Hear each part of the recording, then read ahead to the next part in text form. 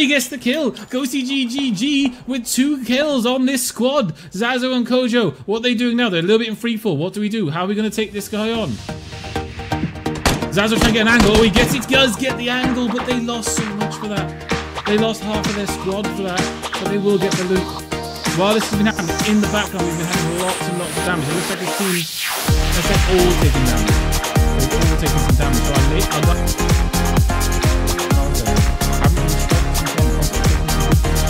Cars coming past. Are they going to get the shots on him? Zyro does take a few. Oh, and gets the knockdown. Wow. Straight away knockdown on John Jelly. And looks like the creature and his partners, his teammates are jumping out of the corner. So we're going to get into a situation here. Let's have a look at Zyro's vision doing. Oh, Zyro's taking damage to someone else. He's got some shots coming in from quite far away. Zyro's trying to get some damage on the people, but he is in a pinch situation. I think they might have picked up too much more than they can chew here. Zyro is nearly knocked down. Actually, what even gets knocked down? Scanning. Determined to keep fighting, but he's going to get flanked. There's a player coming up behind him now. He has maybe 5 seconds left until that player kills him, and yes, he goes down. Good effort from Zyro, but unfortunately, didn't quite work out for him. Let's have a look and see who's actually taking the shots. It looks like it's Clayton, Wacko, and these players that are actually getting shots up onto the hill. There they are.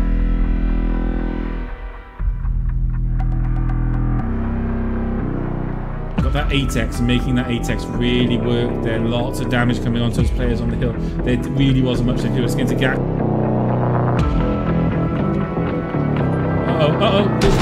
It's not good. Trying to push these stairs, not the best thing. Lots of Uzi action. Sorry, can't even see that. Uzi on Uzi. Somebody getting some more knockdowns here. Lots of knockdowns. Everyone's knocked down. It's trying to work out who was a knockdown.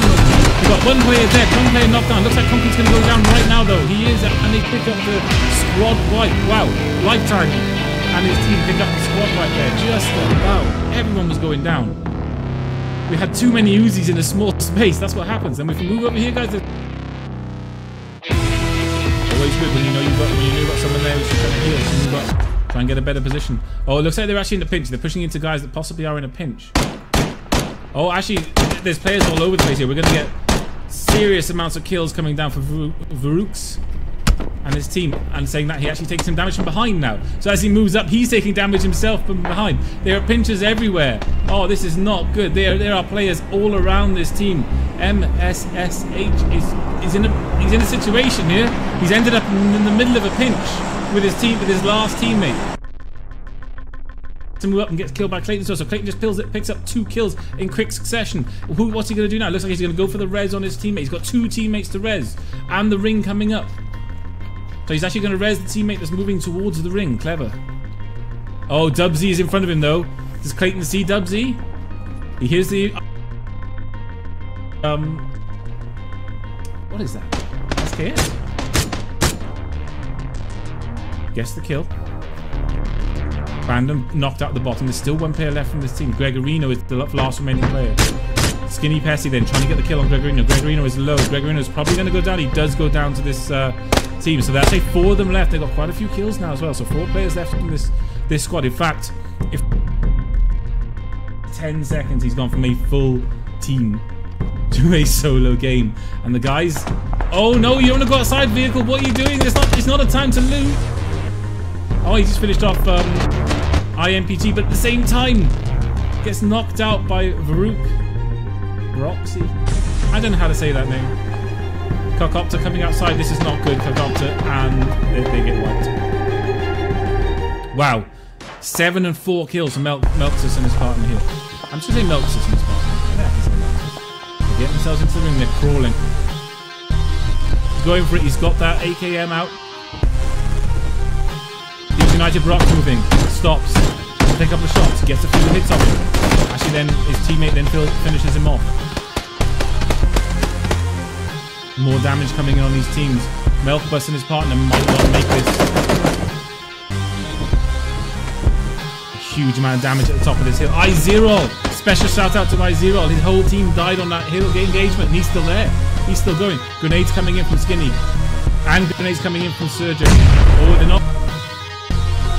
Top 3. Zorki's going down. Oh, I0 makes himself known. No, he doesn't know. It's Roxy again.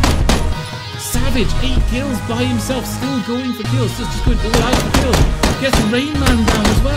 Oh, he almost got a squad wipe, but there was just too many against him again. Almost gets the squad wipe, but there's just too many players there. I0 now taking damage to the ring. What's I0 going to do? He's moving out very slowly. Very slowly I0 goes. Taking some shots now. We got a 3-man squad against a Don't move around so much, it's just going to be really terrible for you guys to see from. So I'll try and do it this way. So Savagien at the top of this hill. Oh, taking some shots. Oh, Skinny with the knockdown again. Nyman, he's out in the open though. I think Skinny might get an angle here. Let's have a look at Skinny's vision. He's going to get the angle. Yep, he's definitely going to get the angle. Oh, he's not getting the shot though, but he is now. And he goes down, follows it up with the kill. He's out there in the open. He's got a broken chest. He's got no head, but he knows if he can do enough damage to keep this team back, he can get his team to win. Going full auto now. He knows he's just a sacrificial lamb. This, I will eat my hat. I will. Maybe not live on stream. I'll pretend like I did. Zero's still going. He's still going. No! Oh, he goes down. 1v1. Oh, no, actually 1v2. Savagien for some shots. Rain Man returns fire, and Rain Man's team wins with a respectable amount of kills. 10, 11, 12 kills there for the winning team. Not a bad effort at all. Special shout out to I0.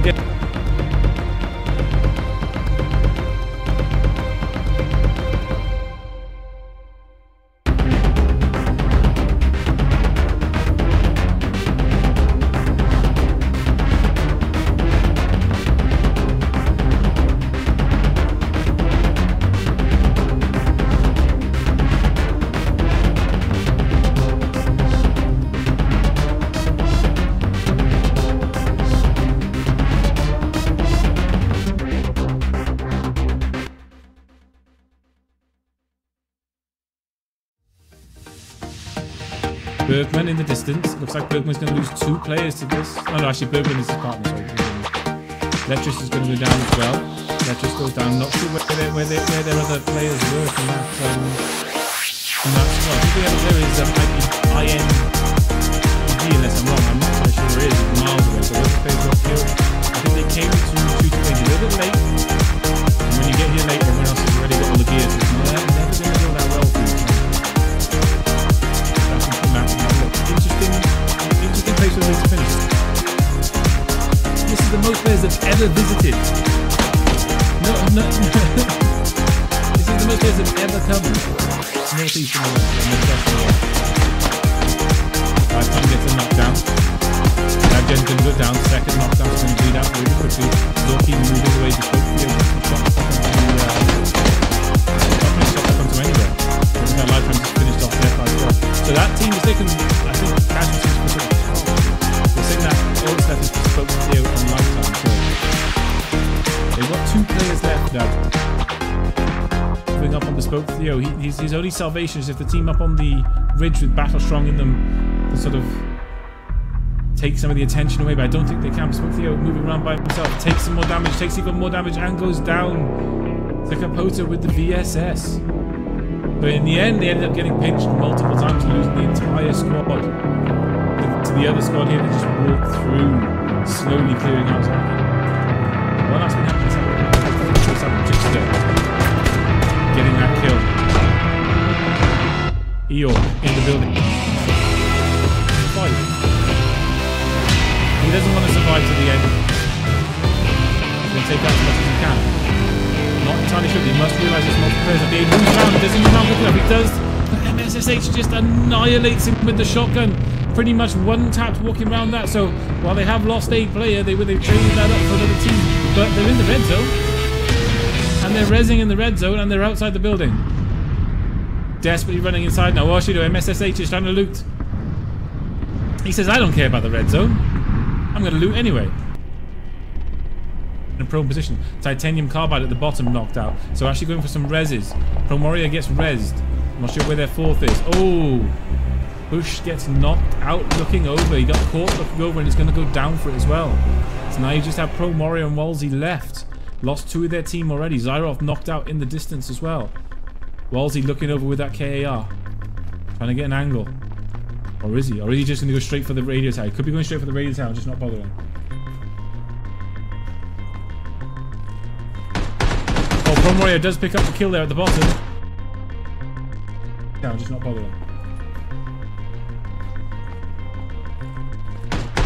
Oh, Prone Warrior does pick up the kill there at the bottom. Nice kill from Prone Warrior. Titanium Carbide in front then. He's still low. Oh, another kill, another knockdown from Prone Warrior. Oh, and he gets a squad wipe. Oof. Caught them all on the hill. So Prone Warrior and his teammate are by themselves now. They're running the duos, but gets an entire squad wipe. So they will be getting loot. They will be getting loot, and they will be staying in the game. Scally. Bit of a long-range trade to the winners here. Oh, Verma walks up behind Kimbus. Verma, the solo player. Verma with the 2 kills walks up behind that team, gets the knockdown on Kimbus. Kimbus is going to be rezzed then by Scally. They're aware that Verma's there. Verma repositioning himself. I love this play. This is really nice. Immediately repositioned. But no, he's not seen Scally. And What Even? They're right in front of him. He sees him now. Chase gets Scally down, but gets killed by What Even. What Even has 2 reses to do. He's now got pinched by the team behind. The team that Verma were playing with Darth Maul in that building. What can What Even do? He can't do anything.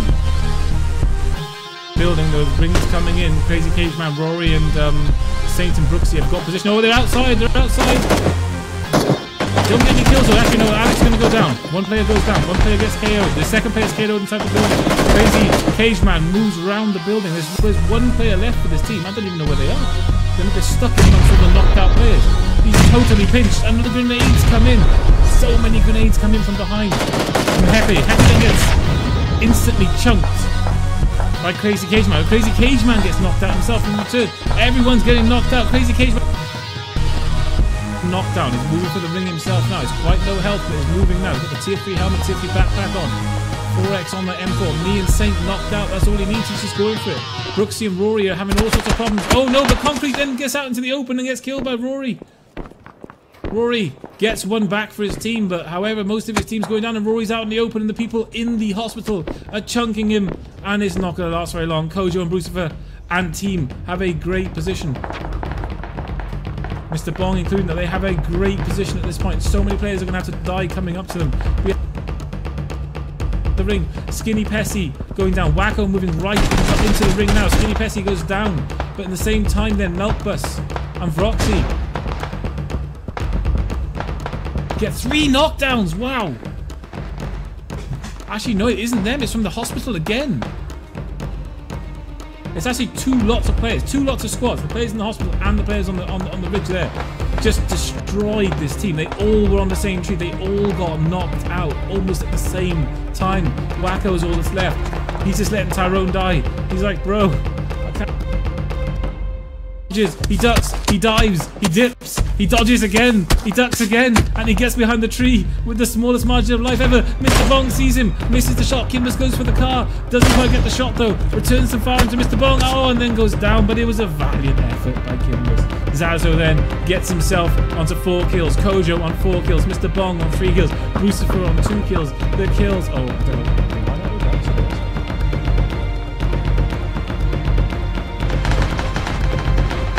Mr. Bong gets another kill. The roving player gets another kill. That was calming a little now. Oh, position has been taken away from Lucifer and team. Position has been taken away. Actually, MSSH's team, Melkus have the position, but it goes down anyway. Mr. Bong with the flank, coming all the way round like a ninja. Practices the art of ninjutsu when he is playing PUBG. MSSH goes down. Mr. Bong. Wow. Serious plays there. While he's doing that, Brucifer not messing around. Brucifer flanking from the other side. They're going to get pinched. Brucifer's team, Zazo, Kojo, Mr. Bong have been really...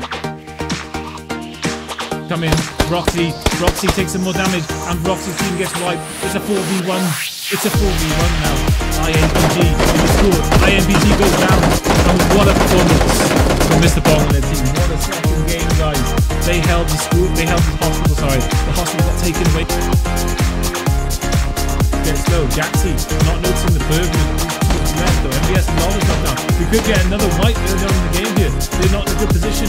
Lifetime actually moving out into the open though. Is that going to push it back their way? No, it isn't. Gaxy's actually moving up at the moment. He's not going to see them out in the open. He doesn't see Lifetime and Burton out in the open. He doesn't see them to actually manage to meet up with their squad. Gaxy and the team not popular in that open. Vereska out in the open. Goes back. P-Bass and MBS Lol in that corner. Gaxy hasn't been seen. He's moving back though. ECYS gets knocked out. The Spoke Theo's going to focus around the corner and probably get a kill on Gaxy. No, he's not. Vereska moving right. Oh wow, this is some serious swarming action going on here. Gaxy tries to return to find the Theo. Gaxy has no health. MBS Lol is almost dead. MBS Lol is going to move around here. No, he isn't. He gets into the house. P-Bass and MBS Lol over the maze.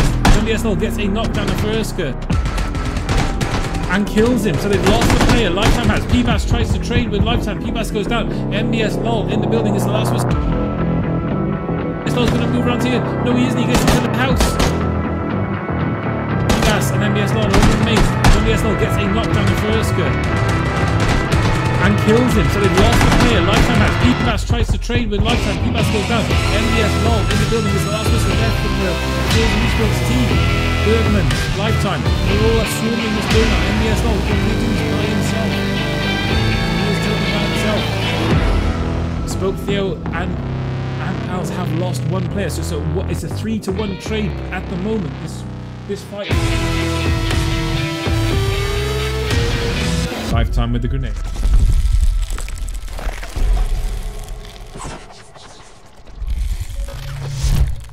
He takes some damage. He gets Schaefer down. He's knocked out himself. Absolutely torn to shreds. Can they get in the ring? Product pulls Voxic out the shit. He's pushing back around. He's going to catch him out in the open and he's going to go down. Playerunknown's Battlegrounds tournaments. Join us every Saturday. Proudly presented by Expulse.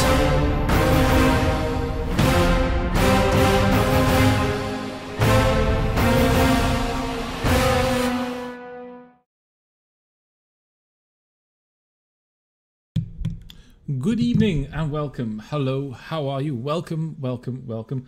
I hope you've had a good week. I hope that Friday marks the end of a productive or nice or decent week for you. And now at the end of the week, we have our Expulse series of games starting for you. So tonight, the very first game we're bringing you is a first-person squads game. Tomorrow, our standard Saturday duos will be taking place. And then on Sunday, we have our first-person single player game. So this now marks the start of 3 days of Expulse games. So if you're a loose end this weekend, if you're a little bit bored and you need something to fill your time, then we're here for you. We're here for you. We understand that the nights are getting darker earlier. It's cold, it's wet, you don't really want to be outside, and you can just sit inside. Nice big pair of cozy socks on and watch players, well, murder each other for your benefit and for your pleasure. So over the next 3 maps, you'll be seeing players from all around the world. Good players, good teams, going at it in first-person squads action for you. At the end of our 3 games, a combination of placements and kills we will come up with our top squad. So buckle up, get ready, and let's get ready for it then. Okay, so we're in to the lobby. And you see our winners from last week. Already here, our Fin Stack players. A few of the other teams from last week here as well. I can see immediately damaging. Let me just quickly go through some of the teams in tonight. So we have Justo.PUBG, Anti-Hype, Bears Gaming, Damage Incorporated, Strike, White Kill, Seat, GPR Gaming, Team Whiskey, the rest of that name I can't say. Across the Pond, Insert Coin, Bella Koiki, Nameless, 9, Point of View, Karachi, It's Good, Karachi, sorry, not Karachi, Kush Gaming, Forza Esports, and Paranoia Esports are finding Metallic XYZ. So all those teams are in, they're all here, ready to go. I had to tab out to have a look at that, so I really appreciate the fact that I had to tab out to look at that. Anyway, we're about to start. Who's going to win? I don't know. It's pretty hard to see past some of our regulars with the experience they've got from being here week in, week out. It's going to be hard to see past them, but we'll see. It could go any single way. As a quick point, just to say, make sure you follow our Twitch channel. Make sure you give xpulse_gaming on Twitter a follow.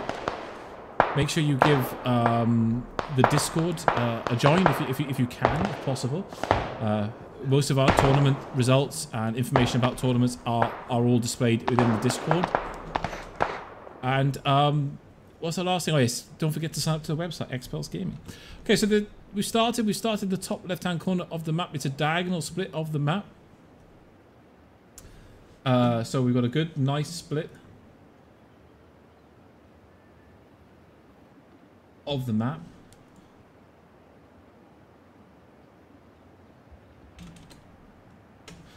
One second, I was just checking with something. So of course, we have a nice split of the map. We can immediately see Georgiapol is going to be a war zone. The amount of teams going to Georgiapol at the moment is insane. I wonder if some are going to go south of George and go to the warehouses. I hope so. Otherwise, we're going to see a lot of early death in this game, which is sometimes interesting for the viewer, but sometimes not that great equally. So hopefully they'll manage to split themselves out a little bit to begin with. We're going to see some serious death at Georgiapol, though. It does look like that this is the chosen location. We can see all these teams in the air together. There's some of them parachuting right next to you. We've got three entire squads going to the south of Georgiapol straight away at the start of this game. We have one squad already landed at the north of Georgiapol. They're already starting to loot. And we have some slow parachuters. Tom Cruise and team, they're slow parachuting down now. But a few squads on the floor already. Landing next to each other. We see Mike Nerd Crimes Lord Knights in the back. They've already got some loot. Triffle out in the open there. XYZZ gonna go for the rundown. Nope, doesn't quite get the reverse rundown. Is trying. Triffle's by himself. He's got two cars on top of him. Will he make it there? I'm not sure he will. He is gonna get. He is. Wow. Wow, some serious parkour skills there. Manages to just about dodge that buggy and does indeed do it. Unfortunately, the rest of his team is fairly far away from here. However, the other squad only has cars, so there's no way to return any fire if they needed to. A lot of car action going on here. We've got cars all driving all around each other. Oh, is XYZZ smashes into the back of Wookie Bookie. Looks like we're going to get a bit of Mad Max action here. It's just no one's got any guns to shoot each other at the moment, so it's all just car on car. However, as anybody that's played the game is aware, you end up smashing into each other at high enough speeds, you can kill you and the car and everything around the car. So we see Miskinnis has landed, got himself a Vector. Quite far away from his team, but he's not got many issues because I think they're the only team that have gone to school side, and looks like they are the only team around this part of the map. Avoki, they're out in the open, desperately trying to get to that farmhouse. Looks like his team behind him again. Everyone's just trying to.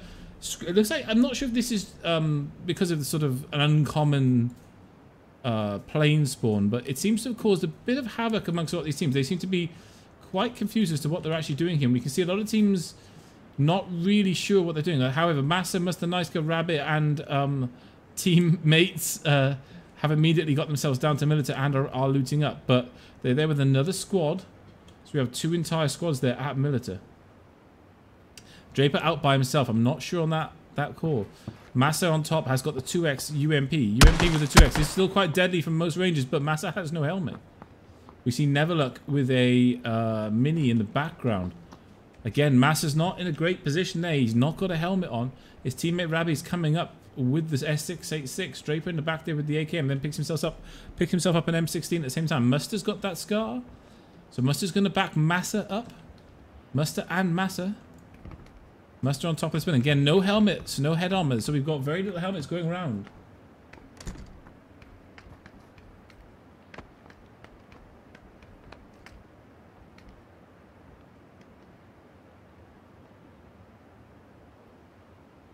Massa not making any plays yet. We're not seeing anything. Neverluck's just got up together with his team. Draper's still quite far away though, so Draper's not really with his team here. Does have armor. Oh, takes some shots at Muster. Oh, instantly gets knocked out though. And Draper's quite far away from his team, so Draper's, you know, this comes into play. The distance is not good. He's far away from his team. They're going to have to really run if they want to come and get him back up. There is cover to do so around this area, but it doesn't really look like his team are making any moves yet. He was quite far away from them. Gaxi knocking out DeWeasel, the other side of the map. Let's have a look at this. So Damage Incorporated going up against Force Esports right at the start of the game. MBS all gets quite low. Energy Creator's actually been knocked out. We've got Bad Boy Fred in the back. Gaxi now, I think he's almost by himself as the last person left up. He does get another knockdown on Fluxino though. So Gaxi with 1 knockdown and a kill. He does have to get the rest of his team up. We've got Bad Boy Freddy against Gaxi. Probably Bad Boy Freddy and Gaxi, the 2 most aggressive 2 players on this team. Damaging against Forza and Esports. Bad Boy Freddy taking some silent shots there at Gaxi. Which player is going to come out on top? Who's going to pull their team together? It does look, though, a little bit like that. Even if Bad Boy Freddy survives this, he's only got 1 teammate. Both players only have 1 teammate possible to get back up. Bad Boy Freddy trying to outmaneuver Gaxi here. He has got that 4x, has got that ACOG sight, is trying to move around. Gaxi, I think, is trying to res MBS Law whilst this happening. No, I tell a lie. He's just healing himself up. I think he might take Vescu out in the open there. Nope, he's still trying to find an angle. Has got full armor. So got tier 1 helmet, tier 1 chest, I think. Only has that red dot sight. MBS Law, his teammate's going to go down. So we have 2 teams coming to this area. And, oh, Mustard then finishes off Gaxi's teammate. Gaxi is now so... Nope, P-Bass is alive. Sorry. P-Bass is alive. Was very far away. He's coming in the car. So... Bad Boy Freddy's last real chance is to get Vescu up now. If not, Damage Inc. are down to 1 player ready right at the start of this game. What can Bad Boy Freddy do? I have seen Bad Boy Freddy do some serious work in these games before. MBS Lol finally kills Vescu. So Vescu goes down in the end to MBS Lol. MBS Lol's actually died himself as well. So both Damage Inc. down to 1 player. And Forza and Esports down to 2. Gaxi just holding this tree, not... committing. Bad Boy Freddy deciding that the only thing he can do to keep his team in this is to get the hell away. Obviously, placements matter quite a lot. Placements matter a lot in these games. So Bad Boy Freddy playing it. Oh, Gaxi out in the open there. Takes a couple of shots from Bad Boy. Doesn't get those extra 2 that he needed to get the knockdown, though. P-Bass turning up now. Has P-Bass got anything to add to this fight, though? He has come straight in a car. I wonder if he's coming just to save Gaxi, or whether he's actually coming... No, he's got a KAR. He's got a KAR. So that's a 2v1. Bad Boy Freddy going for the peak with the 4x ACOG on that M4. He's looking. He's searching. He's got a rough idea where P-Bass is. P-Bass looking for an angle himself. Gaxi, while we're doing this, is maneuvering round. If we come out of it, we can see Gaxi just healing himself up while this is all going down. Bad Boy Freddy backing off again, readjusting his position. Gets that tier 3. Just turns around, goes into the building, finds that tier 3 armor, and now backs right off. P-Bass is up in that building. Has the KAR, has the 4x. Oh, KAR and 4x for P-Bass. Trying to find an angle. Bad Boy Freddy is moving the entire time. Gets some more shots onto Gaxi. Gaxi could go down here, but somehow magically stays alive. Bad Boy Freddy desperately trying to even the odds here. He knows now he's got 2 players up against him. He's got no teammates to back him up. It's a 1 death scenario right here. And as he does, he takes some shots then from Gaxi. P-Bass misses with a car shot. Bad Boy Freddy taking some serious damage there. He's down to half health or less. That tier 3 armor saving his ass a little bit there. So nice fortuitous pick up there with the tier 3 armor. It's keeping him alive in this game. Those shots would have done a lot more damage without that tier 3 he picked up. Bad Boy Freddy, I think he might finally be deciding to just back out of this. He is. Has made the call to back out of this game. Out of this fight. Gaxi and P-Bass will go on. However, Gaxi and P-Bass have lost their teammates at the very start of this game. But what can they do? Is P-Bass going to be able to keep Gaxi's aggression in check? I don't really know. Bad Boy Freddy. Actually, looks like he just healed up and now is coming back into it. Doesn't have any energy, so he's actually moving out. Only at that 80% HP mark without any energy. So he's going to move away. We can see Gaxi and P-Bass still trying to find an angle. So Freddy, let's have a look at the ring. He does need to move past these players to get to the ring anyway. So there's going to be a certain amount of movement just to get to the ring. As we go to the map, we can see that Muster, Massa, and team have actually wiped the squad, I believe, at the same time this has been going on.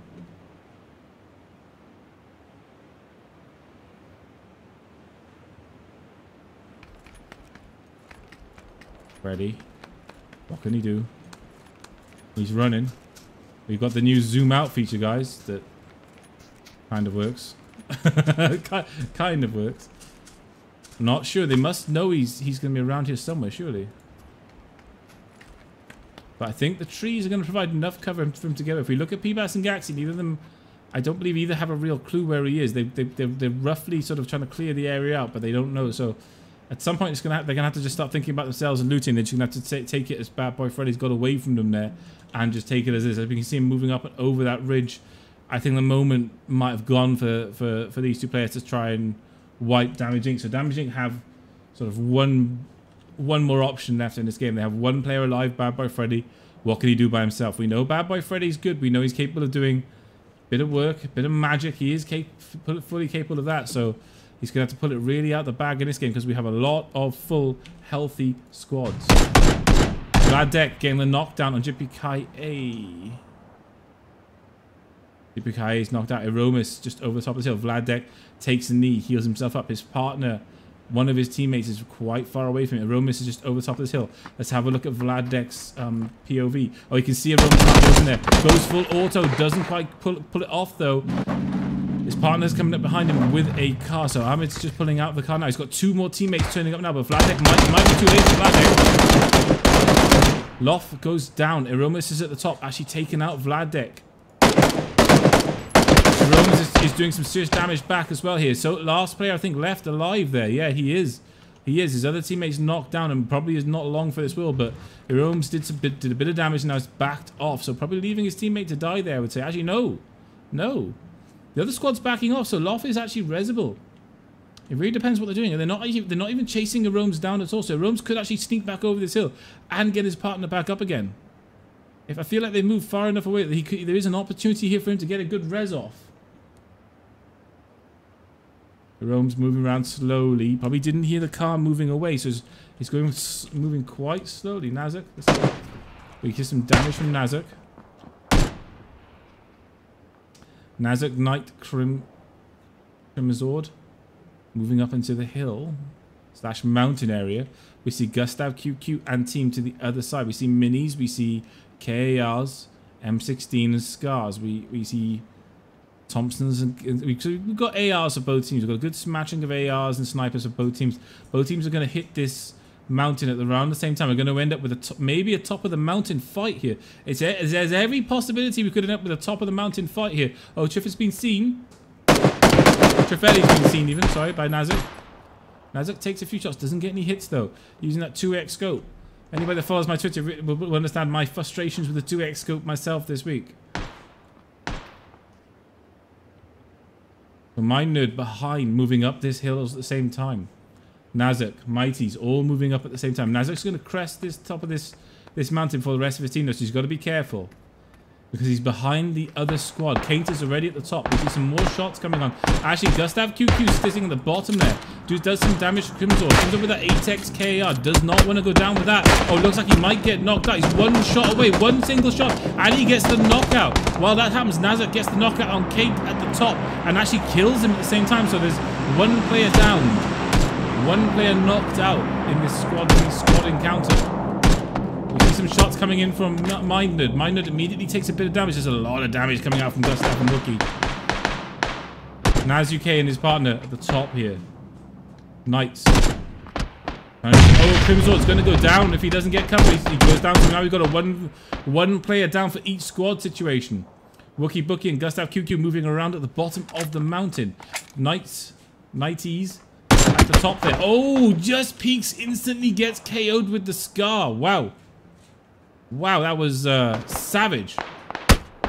Unfortunately, Nazuk's got knocked down as well. Oh, this has turned really badly. Mindnerd, the last person left alive for this squad. What can Mindnerd do? He's got it all to do by himself. He's only got that red dot and that AKM. I'm not seeing any real attachments for it either, apart from a clip. He's not putting the energy drinks on. He's got that tier 2 helmet. It looks like tier 1 chest. So he's got it all to do here. He's got to try and kill these players off and res his squad. It could be night time. Nazuk goes down at the top there. Gustav QQ is going to come over the top of this hill. At around the same time, Minded comes down towards. Who's going to win this? Oh, Minded's not even looking in the right direction. He's going to go down. And the squad's going to get wiped. Oh, no, it doesn't. It does in the end. Gustav QQ makes certain of the kill. So, in the end, they lost one player, but wiped the squad for it up at this mountain. They're going to be quite happy with that. The rest of their squad will be able to get themselves back up and running. So they've won the Battle of the Mountain. They own the mountain. Unfortunately, I don't think the mountain's going to play any part in the game because it's quite far outside the ring. So a lot of effort there, but they at least got one squad out of the game. Alexis on fire, CB Sacred in this, and Nookie. They've all taken positions. Have a look at Mouse Tech with team fighting on this hill. Done some damage, but not got any kills. While this happens, we've got Linoken Oh. Did get some damage. Did get a kill while we were watching that. Has now got no helmet. So he's lost a helmet, but he did get some kills. Looks like that squad, the squad they're up against was half wiped. They're now sort of swarming all over by the banana houses. Actually getting in a car, so looks like they're going to try and find a position. Trying to find a position. While this is happening, we've had some more damage coming in. We're now getting to that stage in the game, guys, where it's just damage. So we're getting to Massa's POV. Massa taking some shots. Looks like Kakuli and team are all quite low. Looks like Massa and his Muster and team are doing some serious damage here. Kakuli heals himself up a bit. All the players have energy on them. They've got 4 players on top of this building, and shots are coming in. Rabbit doing some serious damage there. He takes a bit of damage for his troubles, though. Muster out in the open.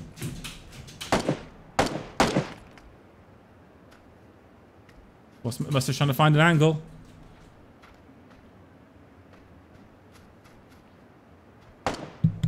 Muster's desperately trying to find an angle here. What can he do? Is he going to go for the grenade? He's only got a smoke on him by the looks of it. Well, he's only got a smoke. Could have other things in his bag. So Kudi gets knocked out while we're having a look at Muster's vision. Rabbi again with some more savagery there from Rabbi. Massa up on this hill has got the 4X. Is looking for any sort of angle he can. Got the ACOG there. Pentronian could end up going down here. He doesn't in the end. I hear an SKS coming in from the teammate whose name I can't really say, but he's only got a hollow on that SKS. Still, the SKS does decent damage. Muster looks like he wants to push this. He's going for the grenade throw. Goes for the smoke on top. How well does the smoke land? Oh, that wasn't a smoke. It was actually a grenade. So we see 1 or 2 players going down already. So actually, most of this team Kakuli's team is almost dead at this point. Kakuli and Tuojo, the only players really up. Muster pushing. Kakuli at the top. Muster pushing into the stairwell now. Muster comes. Oh, gets knocked out by the shotgun of Saturi and gets killed straight away. So they push so hard, they've lost Muster in the process. Now it's a 3v4. Now it's turned around on itself, trying to push into that almost impossible position. They've now turned it around on itself with Muster going down. Kakuli's healing himself up now. Massa still looking for a position. We see Petronian just pushing over the top there and gets knocked out by Massa. Massa with the really nice knockdown there with the UMP. Always count the OP. Kakuli is going to get the instant res off there, though. I don't think there's any grenades to follow up here, though. Rabbit trying to push in again. We learned what happened last time. We must have pushed in. It was a bad idea. 2 tap by the shotgun. 1 tap to get him down. 1 tap to get him out of the game entirely. So now it's a 3v4. And actually, all the players on top of this building are holding on. They're holding on somehow. Arswag trying his best with that SKS. But again, he's still just got the hollow on it. So it's not giving him great vision here. Trying to shoot into the stairwell, just taking some stairwell shots. He can't see anything there. He does more sort of speculative shots, trying his best. Massa and Rabbi, desperately looking for an angle. Lots of shots still coming in from... I'm going to call him Wipe 77. Rabbi at the bottom here, just looking for an angle. Not getting anything. Oh, he's been knocked out, and now it's a 4v2. Kakuli's got that grenade. Is that grenade coming out? Is it going to get there? I don't know if it is. Saturi moves down. The grenade didn't really get anywhere near him, so it was fine. Saturi's actually in the stairwell now. This is really turned around to now. Kakuli gets the knockdown on Massa, and now it's a 1v4. It's totally turned around. Those players were all up against it on top of that roof. Rabbi's got to be asking himself what just happened. How did this fight turn around on his head? How did this fight just turn around in his head like that? Rabbi pushing the stairwell by himself. One final last-ditch effort. If he moves now, he might get Saturi, but he doesn't move quick enough. He's hesitated in those stairs. He's going to be 1v4 in the stairwell. The pure volume of fire means he's probably not going to be able to do it here. But if he moved like 1 second... Oh, all the shots get blocked by the stairwell. He pushes up. All the shots get blocked. What's Rabbi thinking? He gets the S686 out now. That's only 2 shots, though. Oh, no, they're shooting him through the stairwell. And Muster's team's been cleaned out.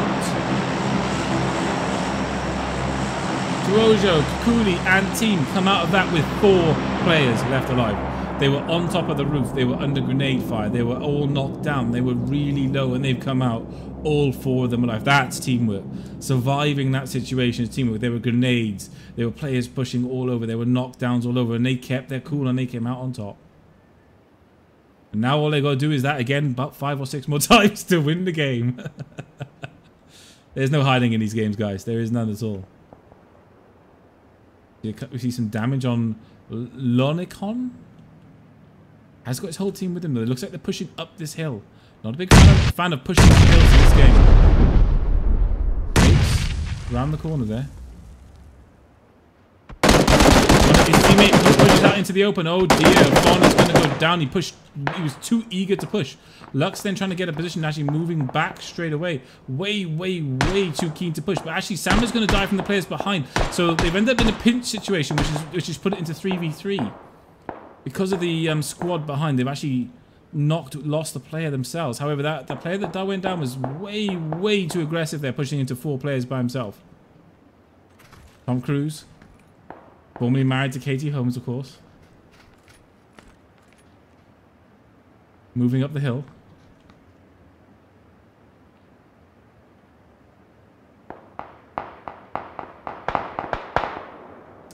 Nonacon gets knocked down. Can his teammate res him here? These squad games turn around so quickly on players.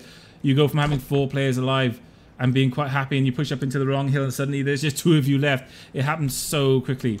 EKNX just gets a double while we're looking at this. Let's have a look at Kushtek. Looks like half this squad's been wiped over here, but actually been, knocked out over here, but they're actually going to get res. So Enzor and his team have actually got the 2 houses between them. I see squads doing this a lot. They take 2 houses, 2 players in each house for the reses, and they sort of just hold a compound like this. So it's a nice little hold here. They've got 2 knockdowns. So this squad aren't really going to want to push too much over this hill. The thing is they've already got knocked down. Next knockdowns are going to bleed out even quicker than the first ones. Wishing looks like he just smoked out. He has smoked out. And it looks like the squad, Kushtek and team, are actually going to push back. Not so sure about that smoke. He kind of went into the middle of nowhere a little bit. But Kushtek and his team are actually just pulling back, constantly pulling back as best they can. Mark the Hun trying to offer some protection there. So you can see him, he's sort of just having a look to make sure they're not getting followed up. One player sort of hiding behind a rock, the others push back, offer a bit of cover. It's a nice teamwork. It is nice teamwork. So they didn't get panicked by the knockdown. They didn't overcommit. They saw the players had the compound. They saw they had the better position. They respected the better position. They backed off to the second compound now. So they've got their players up and they've now backed up. Let's have a look at Havoki. He just did some damage to someone. I think it could have been a little bit of tappy long range damage. Doesn't seem like there's anybody around Havoki and his team. They're right on the edge now, on the edge of Rozhok. Or is that Pachinki? Pachinki, isn't it? Not Rozhok. Sorry, guys. So they're going to have to move quite far looking at the next ring. The next ring is dead center in the middle of the map nearly. We have a lot of squads converging on here. Everyone's going nuts in that building, getting kills all over the place. Looks like Gaxi just got taken out there in that fight. So P-Bass and Gaxi were hiding in this building. Weren't really counting on 2 players coming in with the M249 and just ending their tournament game today. The first one. However, Gaxi and P-Bass were playing with 2 players from pretty much the start since they had that fight with Damage Inc. right at the start of the game. So they haven't really been up against it. We see Gustav knocked out behind that tree. We see Wookie knocked out. Trifel is the last person left, or Trifle is the last person left. He's got Nostra in front of him. He's got Darrendil as well. This is not a good situation. Gustav QQ gets tabbed again. Oh, no, actually, no, he gets res. Normally, I guess he gets res. Sorry, excuse me. No, he doesn't. He got tagged again. I thought he came up with res help, but no, apparently he just got hit once more. So Gustav QQ is actually bled out. Wookie in front of him is going to bleed out as well. Trifle, or Trifel, is doing his best. Actually doing more than his best. Gets a knockdown on Nostra.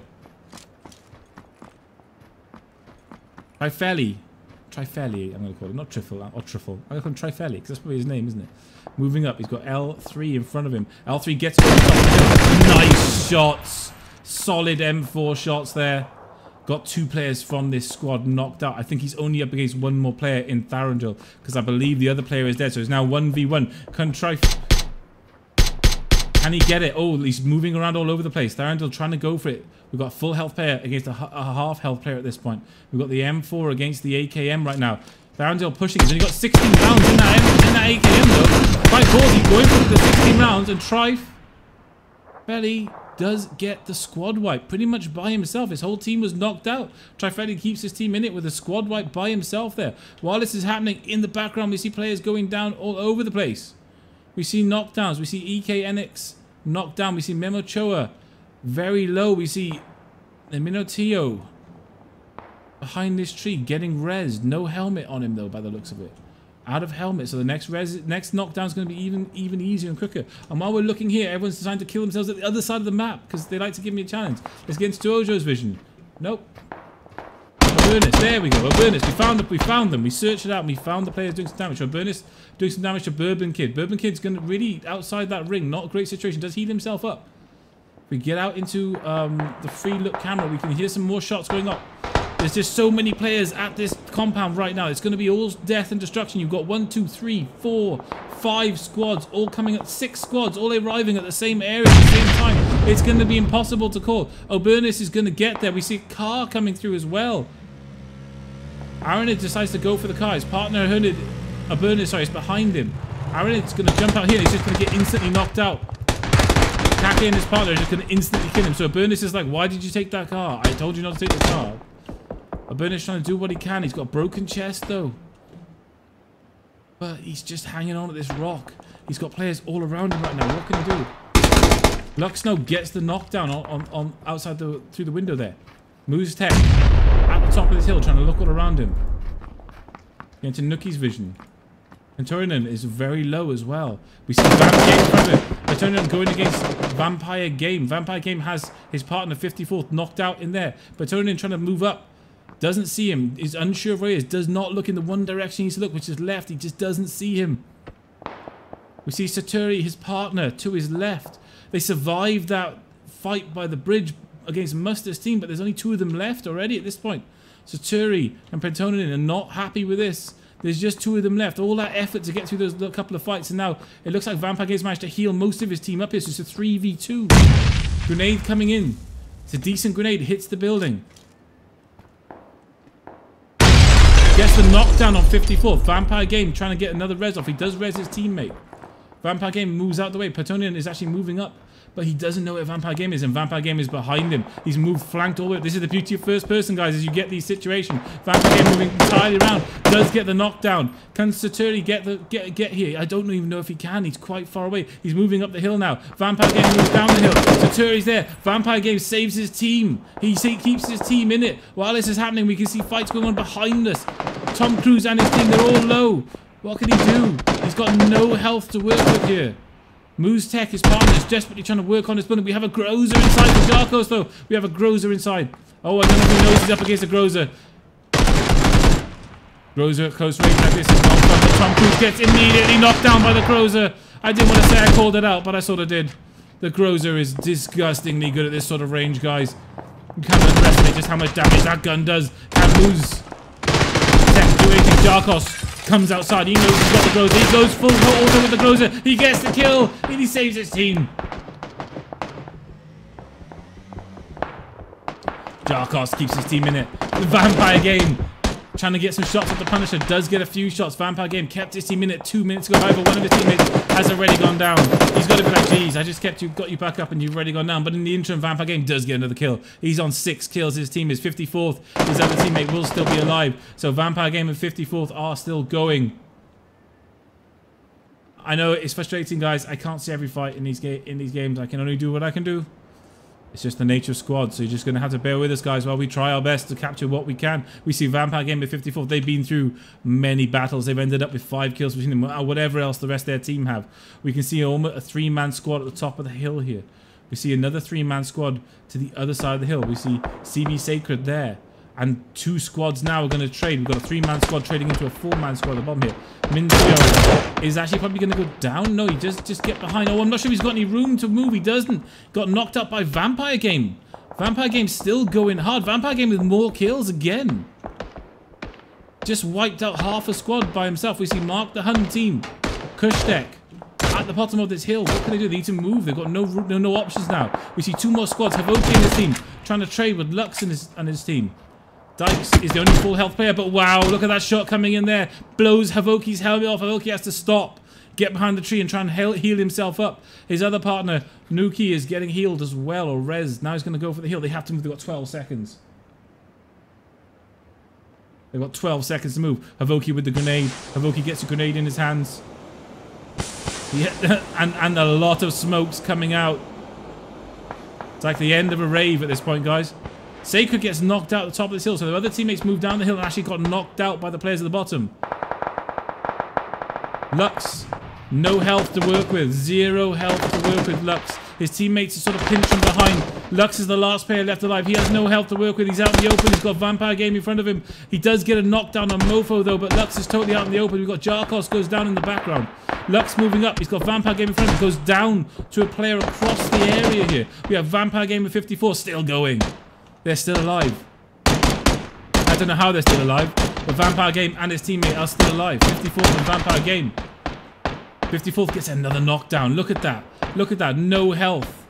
Almost dead. Using 2 cars as cover and they're still getting knockdowns. They've got 1 4-man squad to the left. 1 4-man squad to the right. But both squads are hurting. Both squads have got a lot of damage on them. 54th finally takes out Mark. Wishing upon a star is really low health at the bottom here. Just ducking behind that tree. He has to move. All these players have to move. This ring is going to force them to move. And Wishing upon a star's team is almost all dead. Kushtek and Wishing on... Oh, I was saying that. Sorry. Ignore me. There's still 3 players left alive. We've got CB Sacred there with the KAR. CBJ. CJB, should I say Sacred even. Havoki at the top here with the mini. Havoki might have something to say here. 54th and Vampire Game in front of him. Is he going to see them? He's moving directly towards them. He's only got the mini in his hands though. It's not ideal. Oh, he does get the knockdown on Crazy though. 54th is reloading. Swaps out for the AKM. Is he going to go full auto? Does he see Vampire? Does see Vampire? Vampire turns on and immediately knocks him down. Havoki goes down. Alexis on fire goes down as well. Vampire with more kills. Vampire Game with 7 kills. 54th with 2. Vampire Game has just gone big. He's gone big. CJB, Sacred, and Nuki are all that remain at the top of this hill. Alexis on fire is going to go down. Vampire Game made sure that with that grenade. So we now got a 3v2. No, we don't. We have a 2v2v2. Somehow Vampire Game and 54th have equalized this game out. Somehow they have. Wishing upon a star trading. Gets CJB Sacred down and finishes off the kill. He's outside the ring and just takes a bit of damage. He's got Nuki, the last player left from this team. Nuki is still alive. Nuki has okay ring position. Has no helmet though. Was knocked down earlier on. We got Vampire Game and his teammate in the background. Nuki trying to do something. What can he do? Can he see? He's got an angle. He's got a slight angle. Gets a knockdown on Vampire Game. This is big. Nuki by himself gets the knockdown. Wishing upon a star. Pushes into Nuki. Nuki ends up outside the ring. Oh no. Kushtek going for the res. Vampire Game is going to get res by his partner. 54th. We have 50 seconds until this ring comes in. Vampire Game's going to get res. It's gone very slow. Kushtek wishing upon a star. Vampire Game against 54th. 54th and Vampire Game with the huge kill numbers. The smokes come out. 54th has no helmet. Vampire Game does have his helmet. Trying to go for an angle. Not getting it. Getting knocked down. This could be Kushtek and Wishing upon a star's game to take here. I'm not sure how Vampire Game can get out of this. I've said this about 3 times in this game, but it was going to take a little moment of magic here. Vampire Game is going to get himself out of this. Let's get this vision. He's got 18 seconds. He's energying himself up. 54th goes down behind him. He's got 25% health. He's got 2 players up in front of him. There is smoke there. He is taking damage. And he goes down with Wishing upon a star. Kushtek, Mark the Hunt, and Crazy Kuko winning. Vampire Game with that crazy run at the end there, pulling his team into 2nd place. Alexis on fire, Nuki, CJB, Sacred, and Havoki pushing themselves into 3rd. Lux, Snow, Dykes, Patterson, and Fom coming in 4th. Jarkos, Sagodati, and Mofo hitting the 5th spot. And there's the rest of our teams for the first game, guys. So it seems like you're all determined to basically blow my voice out tonight. So we're going to take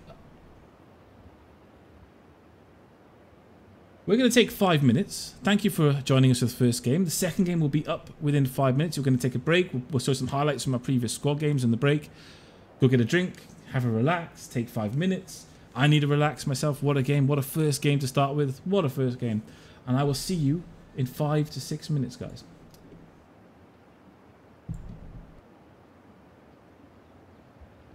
Gets low. Gaxi not noticing the Bergman is to his left though. MBS Lawler's knocked down. We could get another wipe early on in the game here. They're not in a good position. Lifetime actually moving out into the open though. Is that going to push it back their way? No, it isn't, because Gaxi's actually healing up at the moment. So he's not going to see them out in the open. He doesn't see Lifetime and Bergman out in the open. He doesn't see them. So they actually managed to meet up with their squad. Gaxi and his team not got great. Oh, Fereska out in the open. Pulls back. P-Bass and MBS Lot in that corner. Gaxi hasn't been seen. He's moving back though. Easy YS gets knocked out. Bespoke Theo's going to poke his head around this corner and probably get a kill on Gaxi. No, he's not. Fresca moving around. Oh, wow, this is some serious swarming action going on here. Gatsy tries to return some fire to Theo. Gatsy has no health. MBS Lol is almost dead. MBS Lol is going to move around here. No, he isn't. He gets into the house. P-Bass and MBS Lol are over the maze. MBS Lol gets a knockdown of Fresca and kills him. So they've lost the player. Lifetime has. P-Bass tries to trade with Lifetime. P-Bass goes down. MBS Lol in the building is the last person. MBS Lol's going to move around here. No, he isn't. He gets into the house.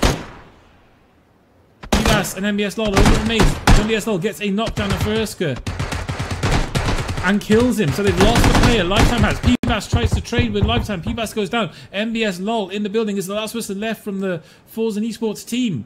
Bergman, Lifetime, they're all swarming this building now. MBS Lol, what can he do? He's by himself. He is totally by himself. Bespoke, Theo, and Pals have lost one player. So it's a 3-to-1 trade at the moment. This fight. Lifetime with the grenade. Is Lifetime going to finish the game here? The grenade goes in. I hear the grenade land. Nope. Another grenade comes into the window.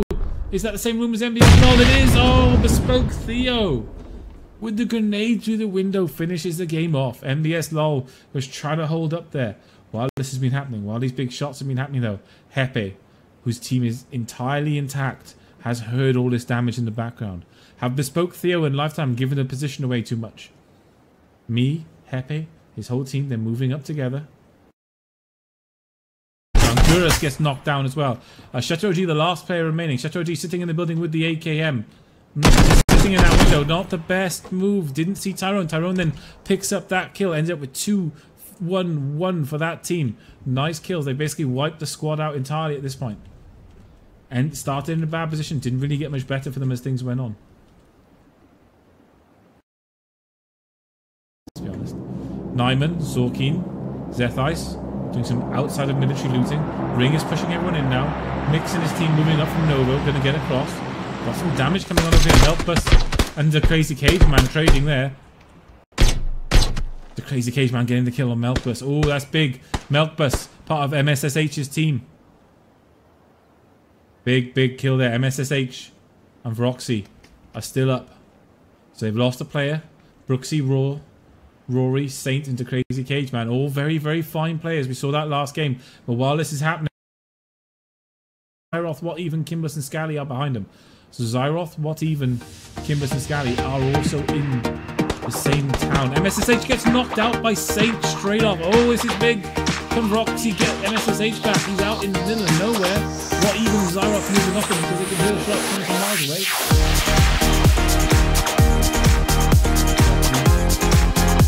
Moving up, trying to get the door open, does get the door open, and MSSH gets up. It's a little bit of cover from the other team members. We'll get the res, so MSSH does get some fire. Moving downstairs. And they're blocked by Saint still in that one. Oh no, Roxy went the wrong way, took a load of damage in the back for his troubles there. Oh no, and Scally's up on the building, so they're getting pinched, and Roxy gets a bit of damage from Scally as well. Roxy not having the best day. MSSH's team, I think they got the second place overall. They're probably in a good position to take this overall, but they're really in a bad situation. They have two squads bearing down on them. Scally quite happy to stay up with that M4 and that Apex on the M4.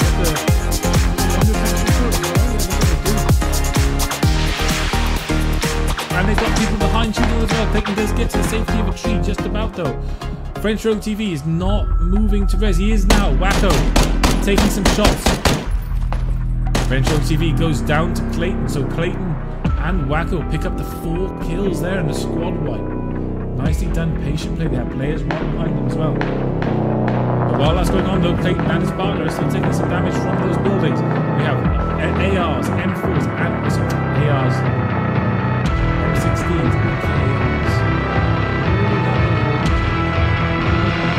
For this world, he's trying to duck and dodge. He's running. What Even, Kimbus and Scally and Merc gonna let up there. Felix is gonna go down and gets knocked out. His teammates up ahead of him. They're gonna turn around and save him. I don't think they are. There's just shots coming from everywhere. And Kimbus down there taking some shots. Has got a 2x scope. Trying to find an angle on Mix. Doesn't see anything yet. Looks like their teammate has actually made it back to Code Mori. They did actually make it to the ring. They had enough meds. They're actually quite healthy. What even Scally, Zyroth moving around. They're right on the edge of the ring. Grotesque moving up with that AKM. Wants to finish off SpacG. SpacG, there's nothing he can do, but I did hear a grenade come in. Oh no, it's actually smokes. But Grotesque, too aggressive. Way too aggressive. Gets knocked out. So much smoke though now. Is that enough smoke? Mix gets the grenade. Gets ready to chuck the grenade. Does get the grenade throw off. I think it bounced though. It did just bounce. Mix is knocked down. Lost his partner Grotesque. Grotesque was super aggressive. Mix is going to go down outside. Wolsey and the Pro Moria clean that up. Still 3 players left from Pro. Wolfex gets 1 knockdown. He's very low health though. Can Scally save it? She can. She can. What even does get knocked out? Wolfex did come out to play in the end. Oh, there's a big fight up ahead. Denny Desu, Battle Shock, Mimus gets 2 knockdowns, isn't he? Frankie's is killed as a third. I don't know where the third partner is from that team because they didn't get killed instantly, but they did lose 1 player doing that. Denny Desu and team have lost 1 player. Pro Mori and Wolsey are still going for it. They spent most of this game outside the ring at this point, but they're still going for it. Kimbus takes some damage from Denny Desu. He's only got the and United Brox are going to go down. Kojo and Mr. Bong doing some damage. There's players behind them, there's players in front of them. What do you do in this situation? Kojo goes down, Mr. Bong goes down, killed by guys outside the ring. They'll be quite not the happiest, got killed entirely by guys outside the ring. We'll try to engage with guys inside the ring. The ring is going to be seriously painful right now. No one is in the ring, no one. Scally is the first person to arrive. Scally has lost the rest of their team, but is the first. Roxy. Oh, Roxy. He doesn't see. They just walked up to the right of him. He doesn't see. He doesn't see them all in the open. He just did the first person. He does now. Now he sees. But he sees too late and gets instantly KO'd by Crazy Cageman. But Crazy Cageman takes a shed load of damage. They're trading. There's so much trading coming in. Aloysius coming down to res Roxy, but he can't. He gets instantly knocked himself. Is MSSH is time over? Where is MSSH? I can't even see him. Oh, he's there. I think his time might be over here, guys. I think his time might be over. MSSH then dies and his team goes. It's coming on dark mode already. He's probably going to go down as we speak. Does go down, unfortunately. Jimmy Pessy. Oh, too many players have left it too late. This could be Brooksy's game. Brooksy and Crazy Cageman, this could be their game. Too many players have left it too late to move. They're all getting chunked by the ring. No one has really respected the ring correctly in this game. And teams are getting decimated by the Trido's knockdown. Heroin's knockdown. Fiberton is the last person remaining from that team. We have 7 players left. Brooksy is down. Crazy Cageman has just res Saints. So we have got 2 players. 3 players still alive, but it's going to go down to 2. Is that they have to try and move now. Brooksy's been knocked out by Denny Desu. Denny Desu, who's super aggressive. Saint almost gets knocked down as well. Brooksy is probably going to go down here. Oh, he sees Crazy Cageman. Oh, and Saint as well. Oh, he almost trades. He almost trades. Saint, the last player left alive. Saint's got 1 health. Fiberton versus Saint. Saint's just healed himself. Saint has no helmet. Fiberton has a tier 3 helmet, has a tier 2 chest. Fiberton knows where Saint is. So Denny Des he takes the final game for his.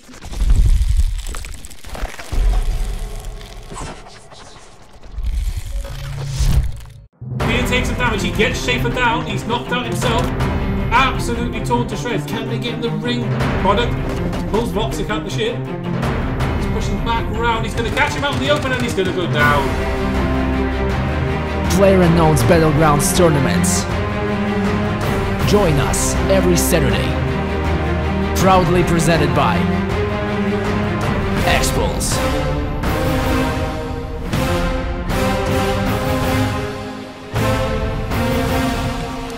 And welcome back, one and all. Hello, I hope you enjoyed game 1 of our series tonight. It was intense, it was back and forth. We saw a new team emerge, a new team that we haven't seen in our tournaments before. Kush Gaming taking the win there in game 1. We saw Vampire and 54th having a massive say in the end of that game from Team Karachi, putting themselves into 2nd place. So we have 2 more games to bring you guys. Immediately then, excuse all the ers and ums. Kush Gaming have put themselves in prime time spot. But we will see. We'll see if they can do the same again. That was a nice way for them to end that game. They came into the last circle. They had 4 players alive, and they came into the last circle with the 4 players alive. So we'll see if they can repeat the same thing again. It's always very difficult in squads to get those 4 players alive. We saw Damage, Inc. and Force and Esports at the start of that game basically wiping each other out. Will the same thing happen again? Will they be able to have a bigger say in the game than they did last game? These are all factors now in what's going to happen. With these squads games and first-person squads, anything can, will, and probably will happen. Not can, will, and something else happen. While we load into the game, though, let me just take a second to say that if you haven't already, please drop the channel a follow. If you haven't dropped the Twitter for xpulse_gaming a follow, drop it a follow. Get onto our Discord. Someone will spam all these links when they hear me saying this into the channel, so you can get onto our Discord. Obviously, sign up for the Xpulse website as well. When you signed up for the Xpulse website, you can take part in our tournaments. Unless specified, nearly all of our weekly tournaments are first come, first served. So if you want to be in one of these tournaments, you want to get yourself casted, you've got a team, maybe you've got a duo, 2 of you, or maybe there's just yourself and you want to play them. We offer all these across the weekend. We start on a Friday with squads. On a Saturday, we move to duos. And on a Sunday, then we bring you solos, all first person. There's no argument here at Xpulse about first person versus third. We've been first person since we could make the decision to go first person. So, and that's what we will probably remain as well. So I'm just gonna start traveling around the map a bit. So the problem, obviously there's 3 games, so that means that the consistency is going to be the key across the 3 games. Can the teams remain consistent? The plane is going to play a big part in that, the loot, everything else. So we found it's a very rare thing that you get to when you actually see teams being able to pick up multiple wins in a series like this. We've seen Finstack do it last week where they won 2 of the 3 squads games. But in general, in the squads and duos, it is difficult to pull out more than 1 win. So kills will come into it, overall placements will come into it. Teams will have to watch where they are. They'll have to try and make sure they're getting into those top 10, top 5 positions to get the points they need. They have to make sure they pick up any kills they can. They can't be too conservative because kills do mean points, and points will get you into that top position in the end. So all these things have a factor, and all these things will add up. Let's see where our plane's going to start from. Where's the plane? So we got a similar plane to the last game. It's a diagonal start, starting at Zaki, finishing at Military Power. Again, it's really in everyone's power here to go wherever they want to go. Last time we saw a lot of players go Georgiapol. We saw a huge amount, like we're seeing this game, jump out of Georgiapol. So we see Nookie and his team. We see Tom Cruise and his team. So we see 3 separate squads, 4, 5 separate squads, all jumping straight away at the start. So Zaki, probably the most maligned spot in the game, is actually going to see 2 entire squads landing there. We see Muster and his team, Muster, Rabbit and his team moving down towards Zaki. Are they sort of, or have they changed their mind? No, they're all moving down towards Zaki. We're seeing a huge amount of squads, so we say tribes, squads moving down to the hospital, Georgiapol area. A few guys landing now at the warehouse area. So we're immediately going to see some aggro at Georgiapol. It looks like Sagradati, Jarkos and team have got Rozok to themselves, which they'll be quite happy about. PBAS, MBS, LOL, Energy created the Force and Esports team landing at Pollyanna. Rafeli coming down now. Looks like going for military. Look at all these players going to military. We can see 1, 2, 3, 4 separate squads. 5 squads going to military. We see Vampire Game there as well. Vampire Game, who went on that crazy run at the end of last game, just killing people left, right and centre, but in the end had a little bit too much to do, just a little bit too much. Trying to take that 2v1 on at the end there. We see Gustav, QQ. There seems to be like a lot of fan favourites all landing in a similar position here. Gustav, Wookie Bookie and team. We see Vampire Game there in the back. Vlad Dak, Obernis. Oh, Vlad Dak already knocked out by Vampire Game. Vampire Game with the bike knockdown already. Already with the bike knockdown. He's just going to leave Vladak bleed out as well. Vampire Game immediately gets a knockdown. And can Vladak even get a res? Let's have a look. Oh gosh. His team is far. His teammates are far from him. Vladek has ended up in a really bad position. We see Kakuli getting knocked out straight away. Kakuli with that crossbow. Sort of speculative long-range crossbow. Konetis. I can't say that name. Does get the knockdown of Kakuli. Kakuli will get rezzed by his teammate though, but that's one knockdown for him in this game. Tuojo, their other teammate, is in the garage there. So there are 4 there of the team against 1 here.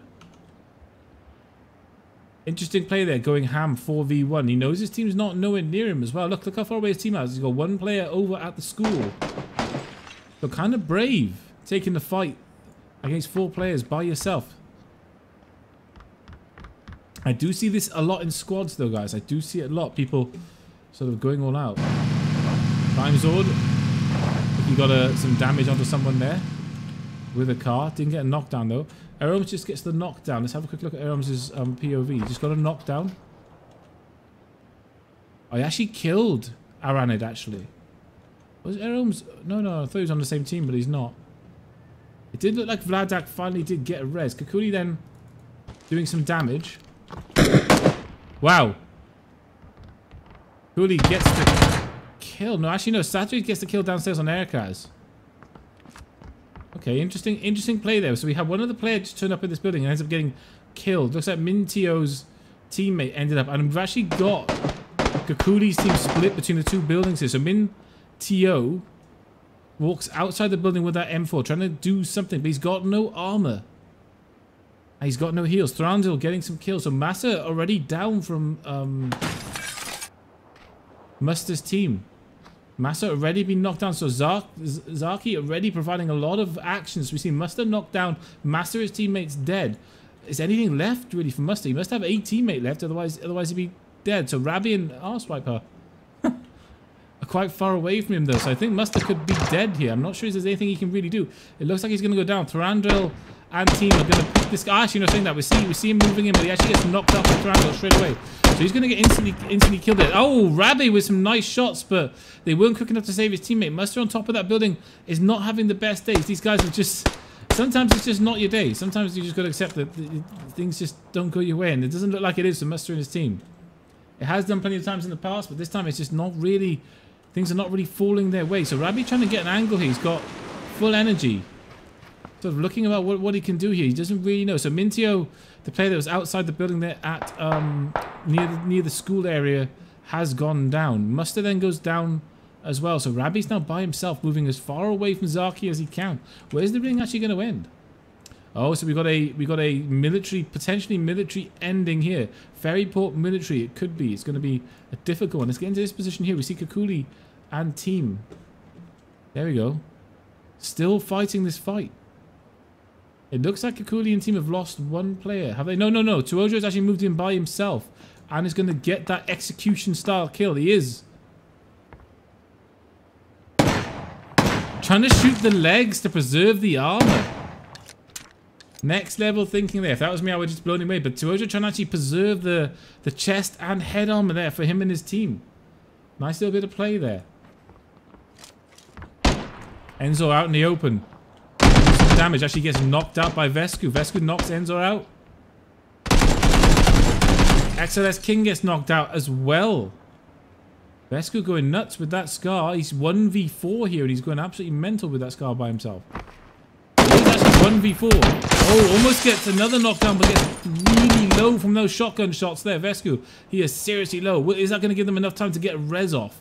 I'm not entirely sure. Enzik does get himself healed up. Momocha moving around with that M16. Vesku's seriously low, but he's fully energied up in the top of that building. Momocha moving around. Vesku drops down. He's got full energy. He's got 23 Scar rounds. Is he going to back off? Vesku looks like he's by himself. Looks like his whole team's been wiped apart from him. So he could just be all about vengeance at this point. For Vesku, it could just be about doing whatever damage he can to his team before he dies. Sometimes they'll tell the solo player to sort of just keep themselves alive and try and get as higher position as he can. But with Vesku, it looks like he's probably all out for revenge here. He's trying to take a 1v4. Does get some more damage. And we've got XNS King low. Vesku actually knocks down EXNX again. Another knockdown. The XNX is going to be bleeding out really quickly. Vesku with more shots. Momocha gets really low from Vesku. Vesku is really doing a number here on this squad. He's causing all sorts of problems here.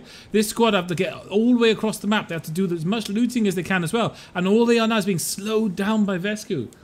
Vesku may have lost his squad, but he's making himself a nightmare. XLS King and his squad, they probably need to ask themselves, is it really worth pushing into this guy? Is it worth it? With all the knockdowns we keep getting and all the damage we keep taking. Vesku with the grenade. Oh, he's chucking a grenade out now. Bounces off the window, goes to the random direction, doesn't really do anything. We can see Energy Creator has been killed by Sunny Ninja.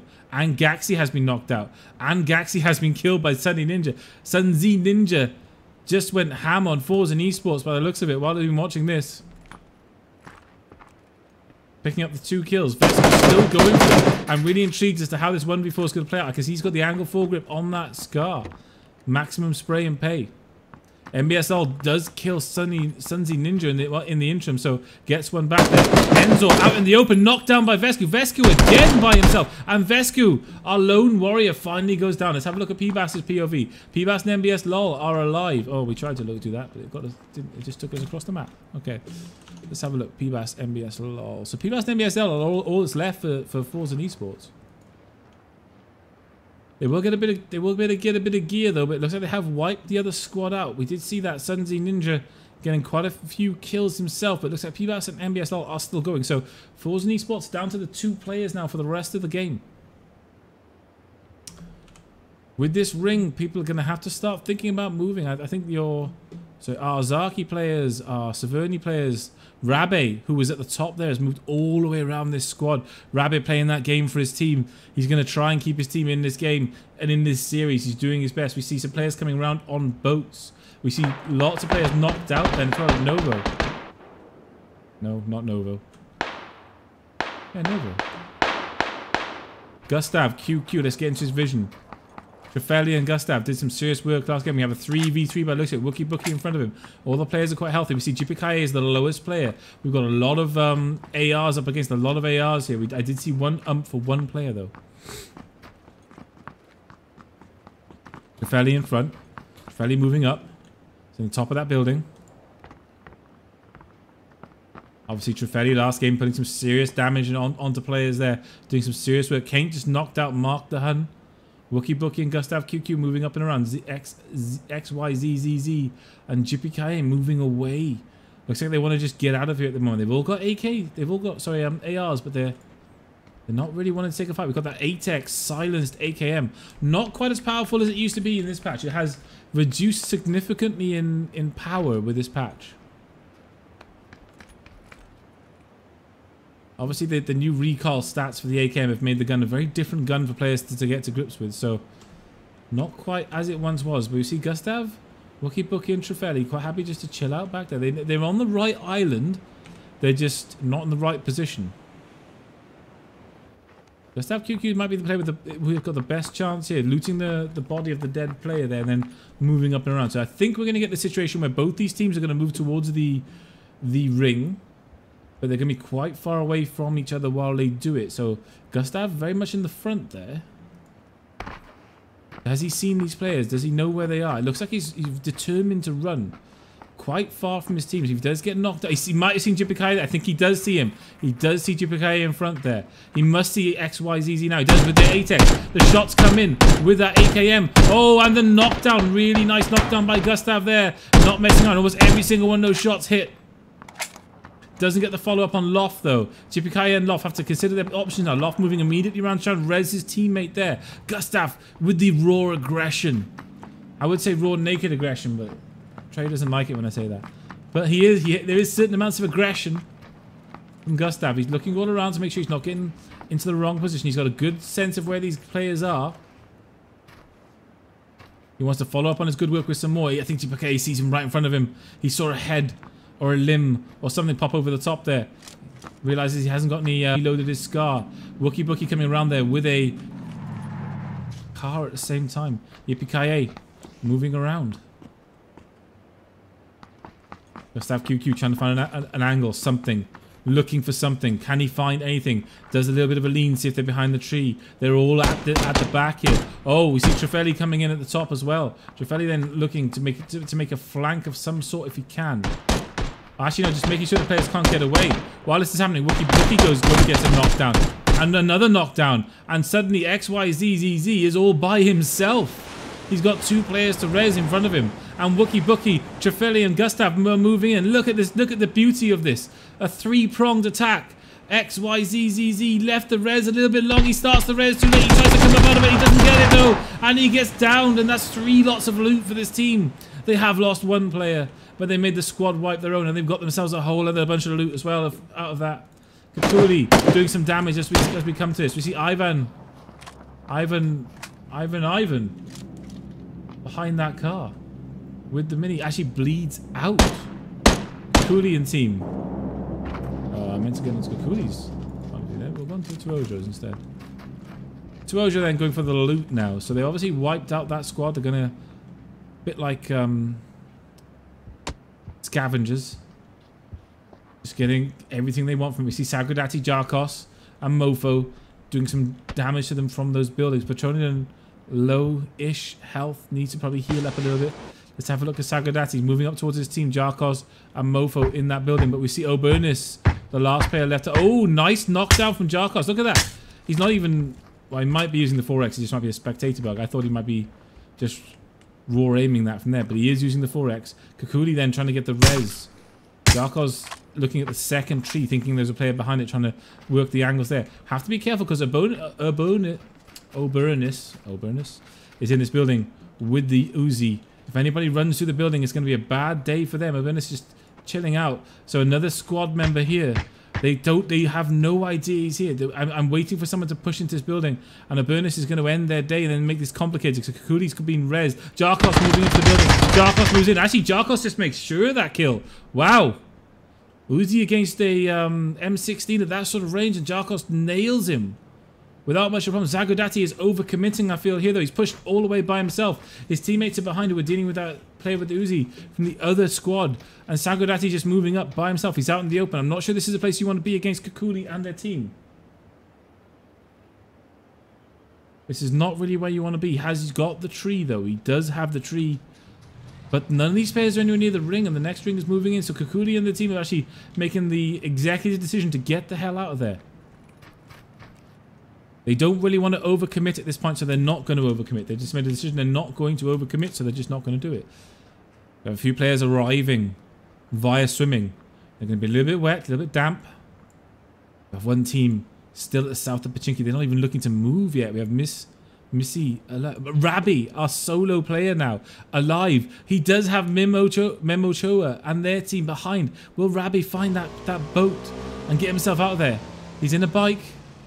He's on a bike. He does have Mem Choa and his team behind. Will Rabbi keep his team in this? Muster and Massa and the team went down pretty early on, but Rabbi's still going. And he's playing it safe and he's playing it sensible. He does have the UAZ full of players behind him. Look at that. It's full of players. And you can shoot. All the passengers in this car can shoot. And are they shooting at Rabbi? What's he doing? He's seen the boat. Oh no, but the players are behind him in the car. They're getting out already. They're going to start shooting. They are. Rabbi takes a little bit of damage for his troubles as he gets into it. He tries again. Says, oh no, he takes a bit more damage. Can he get away? He's so low. He's one single hit. All these players are unloading every bit of damage they can onto him. Rabbi's getting away. Somehow by the smallest of health margins, Rabbi keeps his team in it. All those shots. 4 players with ARs and scopes, and Rabbi stays alive. He's got no health. The ring is coming in. He's not going to even have much petrol to get there, but he's alive, and he's keeping his team in this game. Look at that hero effort. Sometimes, guys, it's not about getting the kills, but just surviving is a heroic effort enough. Penturion just looks like he's got himself some more kills there, and Jarko's team's doing a lot of damage this game. Look at that. They've got 4, 5, 6 kills already at this stage, but they need to get across the ring. They're outside it right now. They need to get across. Sagradati. Looks like Jarkos just gets knocked down. Sagradati, they're out in the open. Wishing upon a star. Oh, our winners from last game. Wishing upon a star. Kushtek moving around. Sagradati moves into the building. Will kill Wishing upon a star. So it looks like Kushtek is the last player left from that team. Oh, and they're out. They're dead. They're gone. So now, again, like I said, it could be anyone's game to take. It looks like Sagradati, Jarkos, and team remain intact with their 3 players at the moment. We'll get that res off and are taking our winners of the last game out as well for good measure.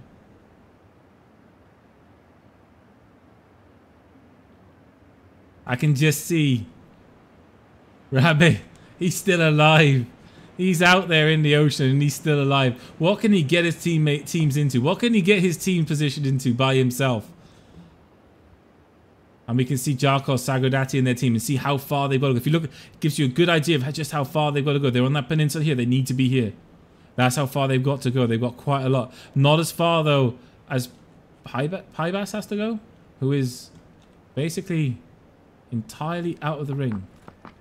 And almost entirely out of the game. Now, Four's an esports player, Pybas. I'm not sure what he's doing. Looks like he might just be taking the executive decision just to stay there and heal and see if he can out-heal other teams to get position in the game. I have seen players do this before in games.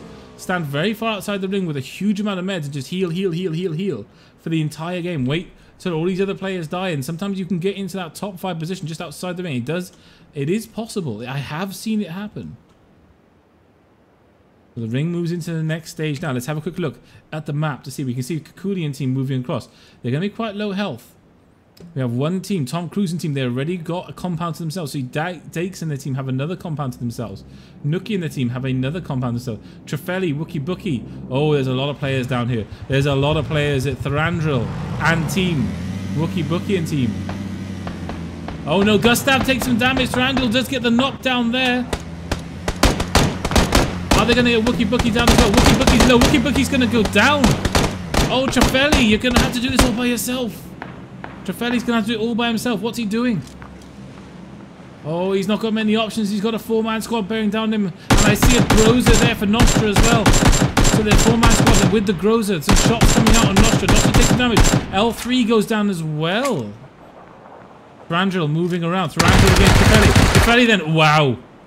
Wow. Trefeli's going to take this 1v4 on. He might have just overcommitted slightly, though. He was doing so well.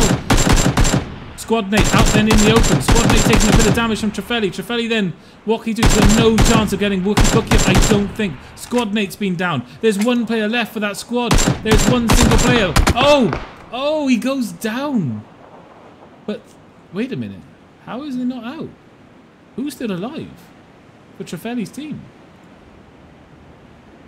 Gustav's knocked down. Wookie Bookie's knocked down. Kaint. Where's Kaint? Where's Kaint? Because he's the only person keeping this team in it at the moment. I don't know where Kaint is. Oh, he's over there. Kaint's the other side of the map from them. So while these players are all going to bleed out over here, Kaint's going to still be alive. So, interesting. Squadmate's going to get rezzed over here. But the toll played on this team is quite a large one. They lost half of their team in that exchange. Trefeli doing some serious work, but it wasn't quite enough. Let's have a look. We see Vampire Game, and team in these buildings, and all I see is red bars of knockdowns. Oh, I don't even know who's alive here. It looks like 3/4 of that team are already knocked out by the time I even got to this. Vampire Game doing what Vampire Game apparently does. Pastor. I'll say Patster. Hiding behind that rock, trying to get the heal on.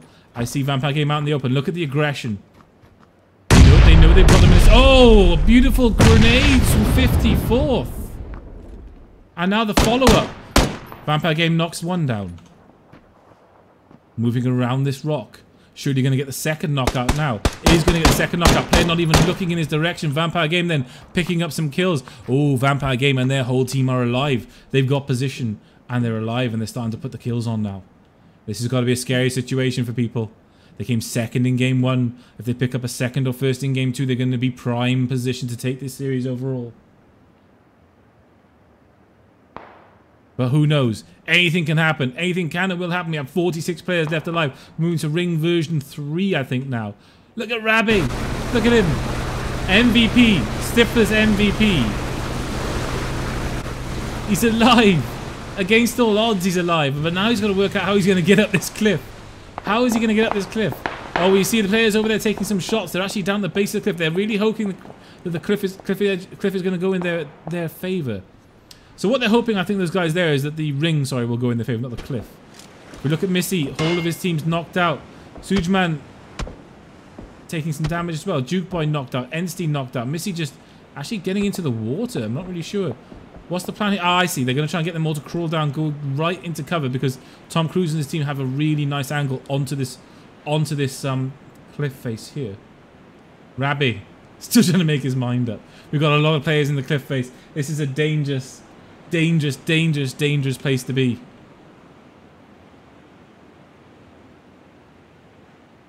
Some players still, I think, on the bridge. Oh. No, they're under the bridge. Sagadaki and Jarkos are under the bridge. Momocha. XLS King. ENX there. Kaint. Still looting. I'm not sure why Kaint was so separated from his team. I'd love to be able to ask him why he was so far away. Squadmate gets knocked down. Naz UK has been knocked down. We can see Crimzord. He's gonna get heat. He's gonna get res though. Patonian kills Squadmate. I'm trying to find this kill. I'm trying to find it by the map. I don't know why I'm doing it when I can just do this. Here we go. Kakudi and Patonian getting the kills there. They're down in this.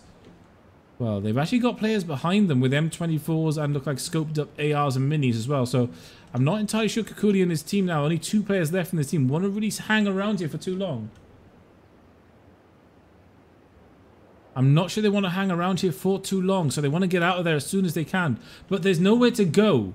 There's 44 players left alive. There's nowhere to go. We see Nostra in the background. I think the last remaining player from his team, yeah, still has that Groza though. Red dot sight Groza. I would never underestimate anybody with a Groza. Oh, and shots come down. Kakuli goes down. CJB Sacred gets Kakuli down. Kakuli's so far away from his teammate here as well. Patonian's not really going to be able to help, but he is trying. He's dodging around that rock. He's got the mini. Anything's possible when you've got a mini and a 4X, guys. But no, he goes down to the team. That's a nice little squad wipe there. For XLS King and team. I think it was XLS King and team. Oh no, saying that Jarkos is knocked down. So Jarkos, Sagradati. Looks like Jarkos is downed. Mofo's still alive. But we have 2 players coming up behind Mofo. No, so he's not having a good day, really, Mofo. He's gonna get knocked down himself here. But both these players taking quite a lot of damage themselves, so they're not too concerned with Mofo right now because there's so much damage happening all over the place. Unfortunately, guys, this is the stage in the game where there's 30 players left alive and there's a very small ring, so all you're gonna see is fights all over the place now. We see Quick there moving down the hill towards this tree. There's 3 players on a single tree. Chucks out, I think, the stun grenade. Was it a stun? No, it was a smoke. Quick trying to push into Memcho. XLS King is almost dead. He's 1 sliver of health away from going down. He's really close. Lots of damage coming onto this tree. XLS King does finally get killed by Quick. So Quick picks up the quick kill. And Quick's squad is entirely intact. So we have a 4-man squad. Kaint, the last player from Trafeli's team, still alive. He was miles away from his team. What's he going to do? Is he going to be able to pull it out the fire? Have they had some sort of conversation about this? Was this a pre-planned move that he would be far away from his team? He has still got his team in the game though. So regardless of whether what's going on in their TeamSpeak, Discord, however they're communicating, his team is still in there because of him. We see Vampire Game and his entire squad still intact, have position, have a building.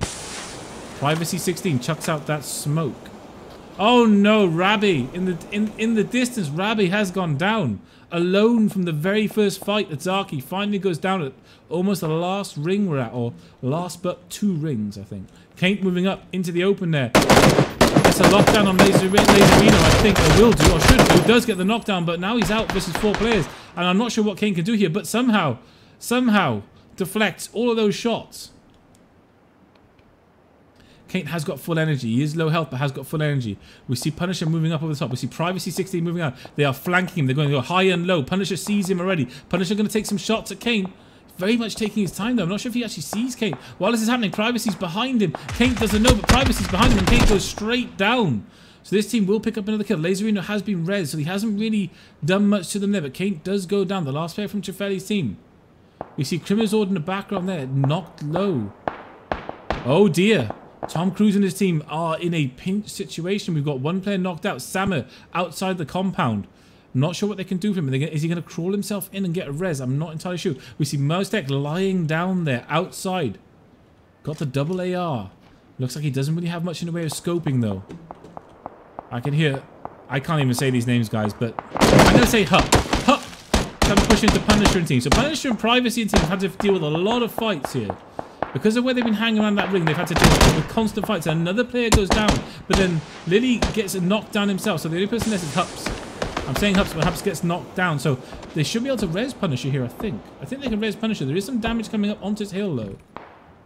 Tom Cruise having a look out the window, seeing what he can see. Dakes just knocked out Sujman while we were looking at that. Let's have a look at Dakes' vision. Dakes with that M16 8x. Mizzy hiding desperately. Oh, there's a little bit of head showing there, or arm, or gun, but the ring's moving in anyway, so it doesn't really matter because Mizzy's going to have to move. Dakes and Peterson and Fon are in a better position than Ensty and Misty, who haven't really got much room. And Dakes actually knocks out Ensty outside the ring, so Ensty's pretty much done, guys. There's no real... He might get a res, but I don't think there's anything else he can do. Lux Snow. So 4-man squad still alive here. We see lots of grenades coming in. Crimizord knocked out. Oh no, he's by this car. These players are all coming over the top of this hill right now. But they get distracted while they're doing it, so they might give him a second or two to get the reses off and stuff. It doesn't really, we actually see them go down straight away. There's so much damage all around.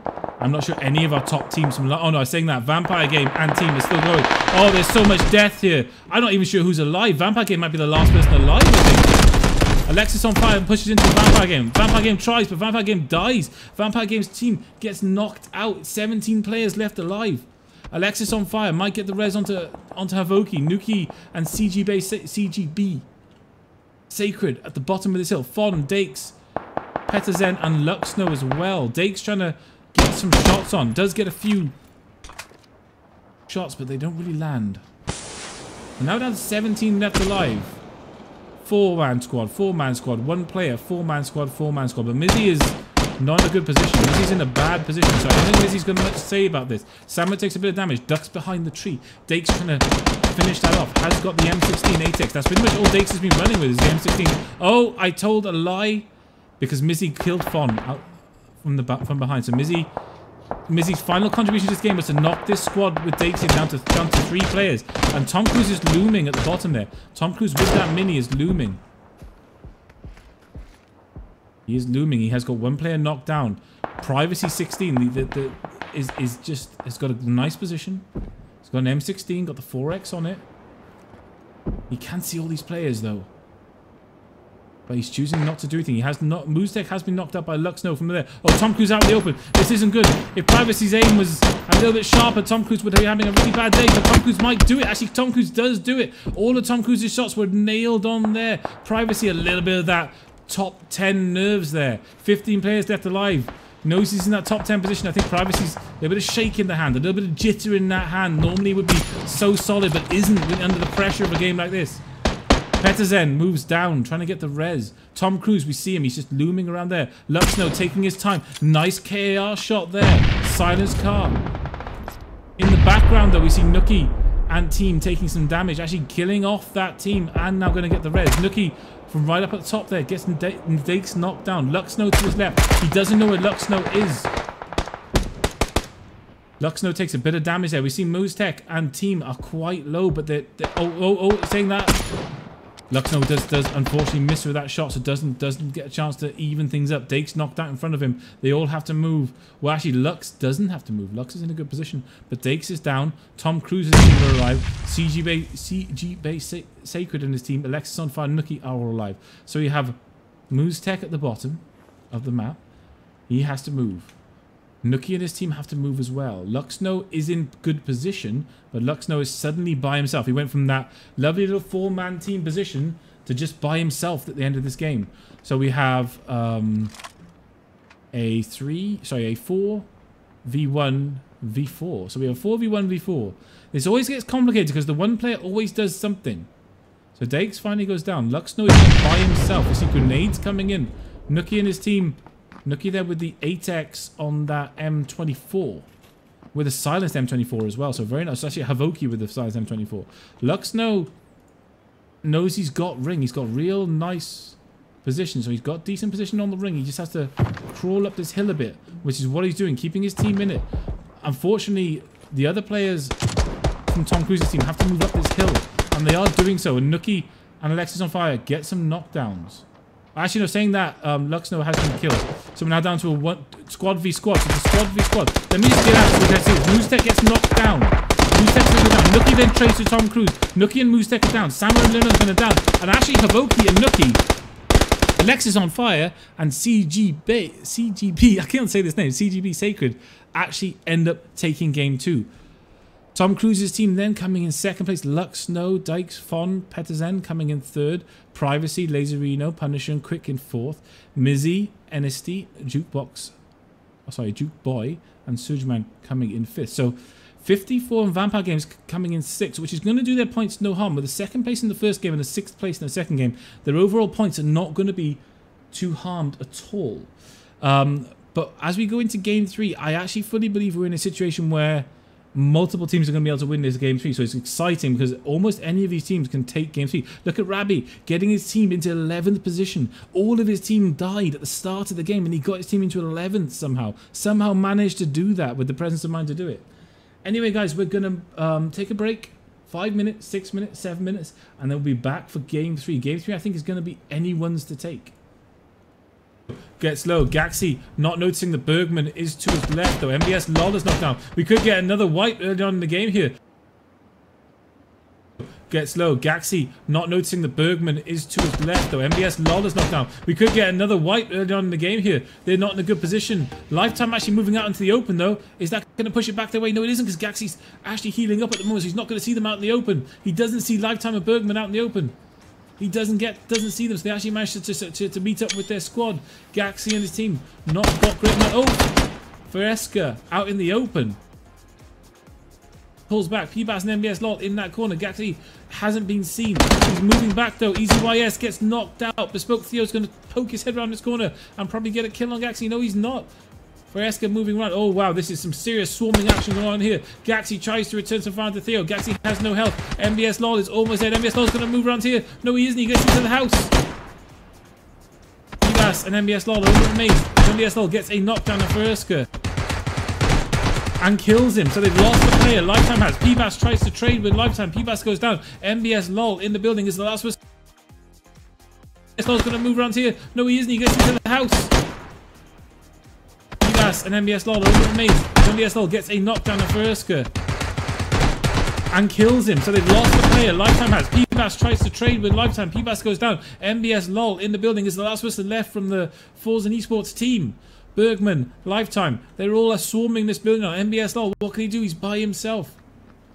He is totally by himself. Bespoke Theo and Pals have lost one player. So it's a 3-to-1 trade at the moment. This fight. Lifetime with the grenade. Is Lifetime going to finish the game here? The grenade goes in. I hear the grenade land. Nope. Another grenade comes into the window.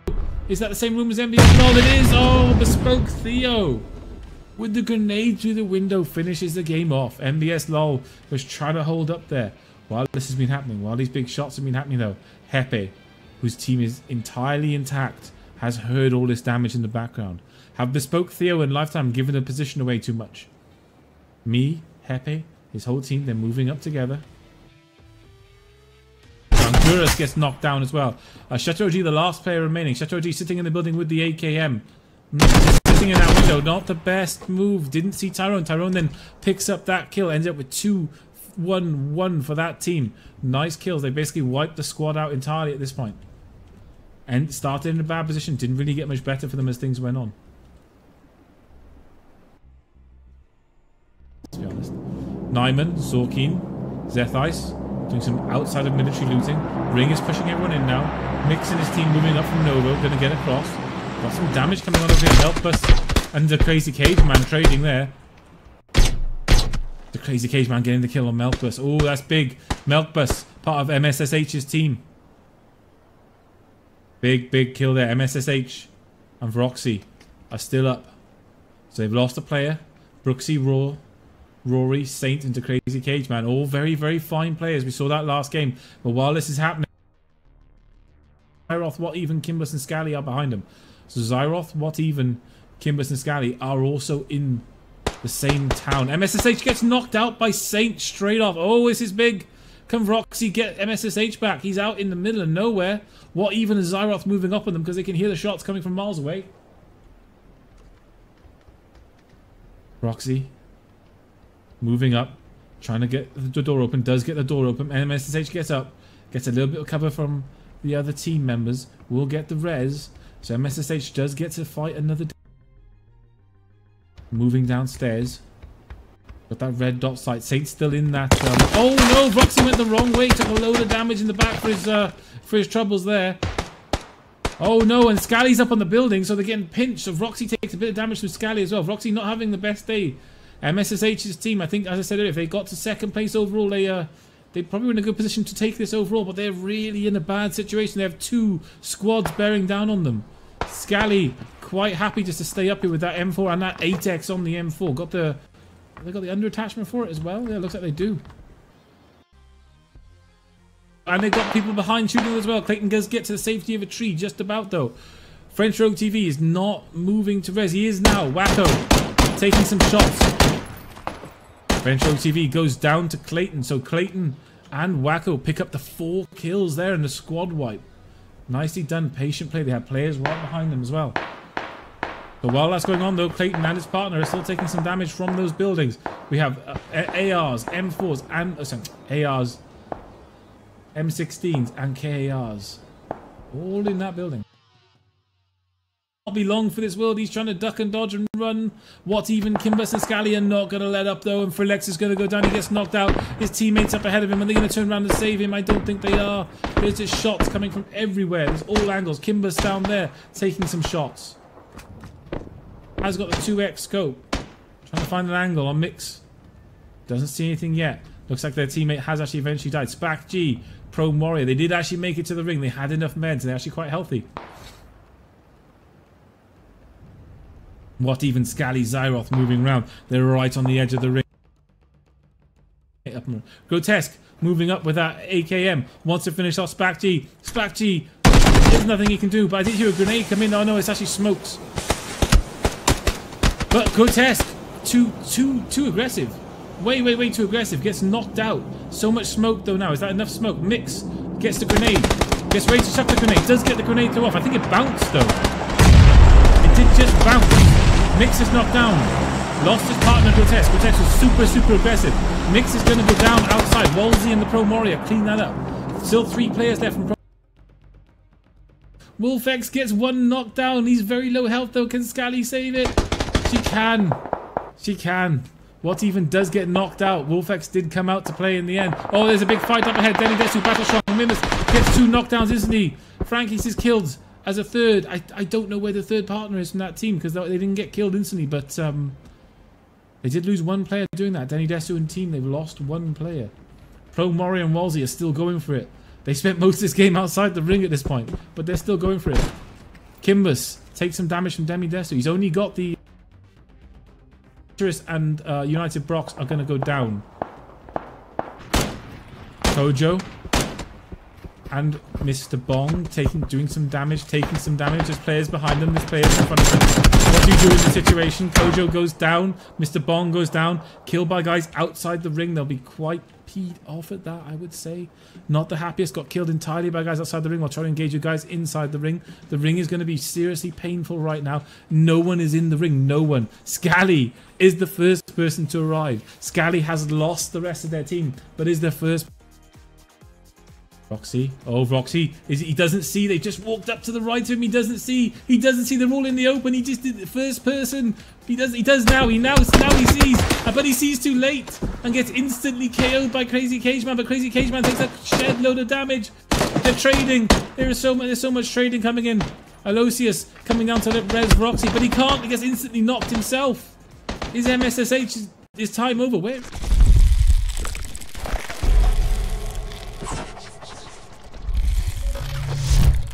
He takes some damage. He gets Schaefer down. He's knocked out himself.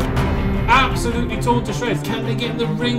Product pulls Roxic out the shit. He's pushing back around. He's going to catch him out in the open and he's going to go down. Playerunknown's Battlegrounds tournaments.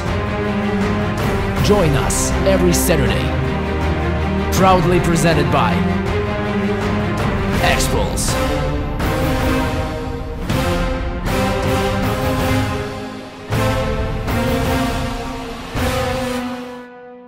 Good evening. I'm saying good evening. You've been here with me the whole evening. Now we're going into game 3, guys. So I'm going to start it straight away. Clicking the play button. Okay, there we go. And we're going to get straight into game 3. By the looks of it, from having a quick scan across our game 1 scores, obviously Kush Gaming came first, Karachi came second, Paranoia Esports came third. So I believe Paranoia Esports then won game 2, which they did. So Paranoia Esports have a 3rd place in game 1 and a 1st place in game 2, which is going to put them quite high up points wise. So Paranoia Esports do particularly well in game 3. They could be our prime time guys to take everything overall. Obviously Kush Gaming and Karachi, so Wishing Upon a Star, Feroz, Kush Deck and Woots, they sort of went out quite early in game 2, which means that it's left an opening for another team here. Karachi with Vampire Game came, I think, within the top 10 or so, which again means they've still picked up points for that game. Probably not as many points as they would have liked to pick up. But it does, I think, when the 6 scores come in for game 2, put Paranoia Esports, which is Avoki, Nookie, Margoth and Alexis on fire, actually in prime position right now. I think they could be top after game 2 as things stand. But I don't know. This is all just me doing mathematical things in my brain. So haven't seen the updated scorecard for game 2 yet. As always, guys, the results will be put up in our Discord and on our Twitter. So make sure you get yourselves into that PUBG Twitter so you can see all the results for our games. You can then see upcoming tournaments. There's also channels you can use if you want to do voice chat. Get your friends and squad teams in there and use the channel. It's just free to use in that regard. So, and equally all of our tournament stuff and everything to do with PUBG, PUBG goes through that as well. Hopefully someone will spam things like our Discord link and our Twitter link to Xpulse Gaming and everything like that as well. Anyway, so we're going to get into game 3. So this is the final game of the night.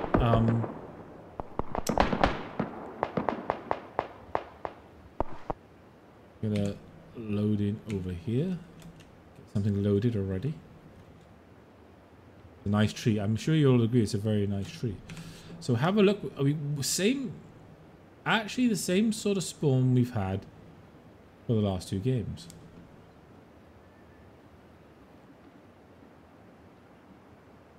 You see it's starting at North Georgia Pole. I'm going to see a huge amount of players going off in North Georgia Pole. We see that Kaint this time actually sticking with his team. So Trefeli, Kaint, Gustav, QQ and Wookie all moving together as a unit this game. Kaint got very separated from his team last time. So we see Nostra, Thrandril, Squadmate all moving towards Zaki. And then we see a huge number of guys going Georgia Pole. So I think we've got 1, 2, 3 and a bit squads potentially landing at the flats of Georgia Pole. Tuojo, Type X, DII, Kakuli at the warehouse area of Georgia Pole. Vlad Deck and Energy Created Gaxi. Moving MBS LOL, Gaxi and PBAS, they seem to go different places to each other. They do specifically have this mindset they're going to split up as a team and go as they might. Quite a lot of players actually going towards military this game as well. So this is one of those few games where you're going to see a lot of players at military because you've got 1 squad, 2 squads at military. However, I'm not entirely sure if that's 1 squad or not because I don't think Weasel from Damage Incorporated. So we've got Weasel, Bad Boy Freddy and Vescu from Damage Inc. I think, yeah, Fluxerino as well.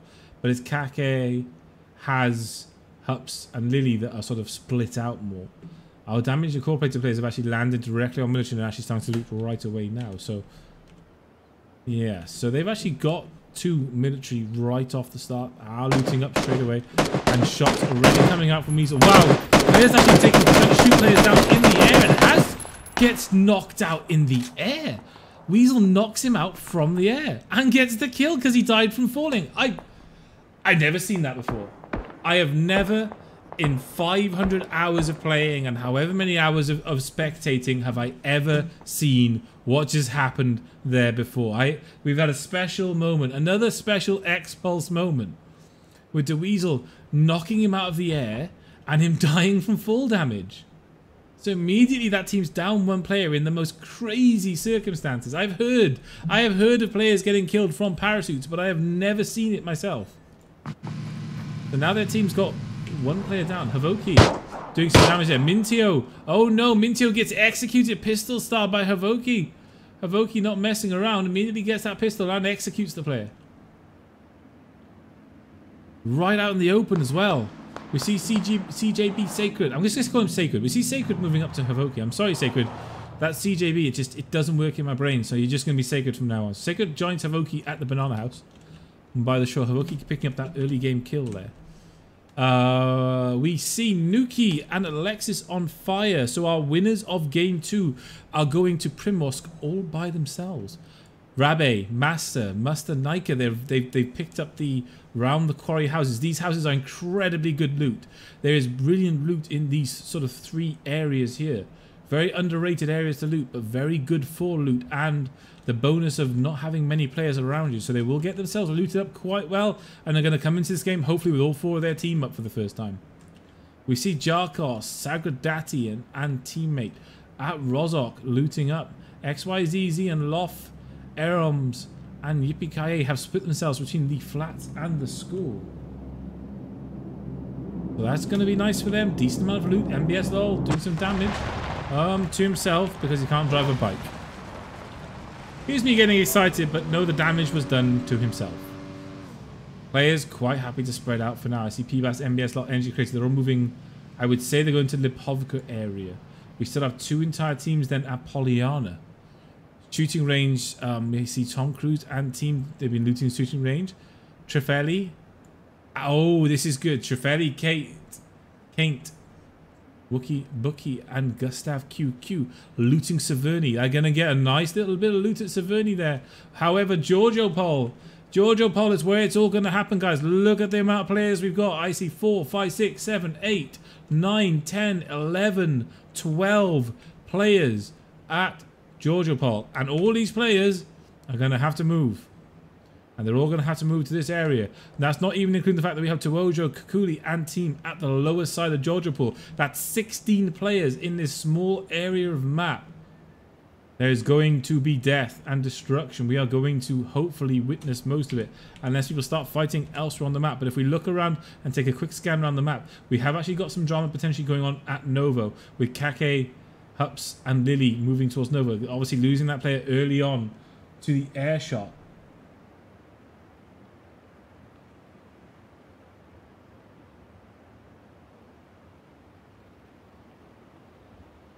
Gonna go to Kake. Oh, Havoki then getting another kill. Havoki on 2 kills now. He got that executed pistol earlier. Gonna get his Sacred, his teammate up.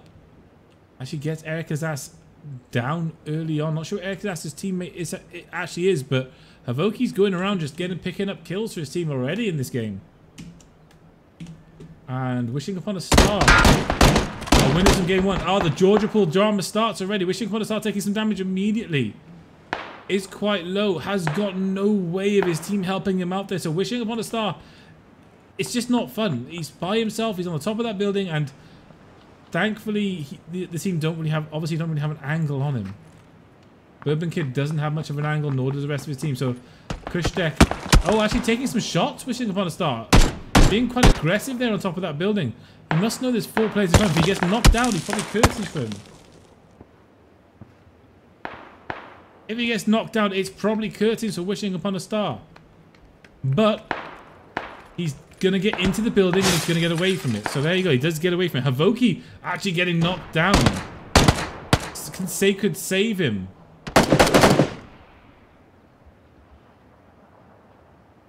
Will be able to save his teammate Havoki. Havoki, who's done so much damage already in this game. Sacred does get the kill himself. Waiting for him to crawl into that building. I'm not sure why these players are so far away from their teammates. So Nuki and Alexis on fire. These were our game 2 winners, already picking up 2 kills, but they have both been knocked down twice each. So this is, you know, not really where you want to be. You don't want to take those early knockdowns. It's going to the bleed out is going to be so much worse later on in the game. We just coming back to Georgia Pol because there's so much going on here. Kushtek very much by himself at those houses. However, the other teams have moved quite far away. But we see EKNX, XLS King, Enza, and Momocha moving through these buildings. Mark the Hun is in the next building across. Punisher just knocks out Arnold. Let's have a look at Punisher's POV. Let's have a look. Punisher 007. Ivan and Obernis trying to get some damage back. Vladek in that building. Vladek obviously their teammate as well. Trying to trade. Laserino is quite low. Punisher is also quite low. Aranid knocked down. Vladek, Ivan, Obernis have to make a move. We see Privacy 16 with the Uzi. Laserino with the UMPs moving around this building. What's he going to try and do?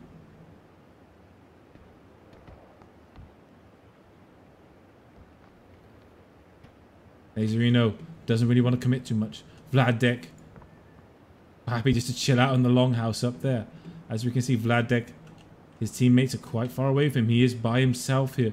Unfortunately, Arnid is trying to move. Maybe Ivan gets the res off on Arnid. Punisher, Privacy 16, and Laserino. There are lots of grenades coming in. Vladek avoids all of the grenades so far. Punisher 007 having a look.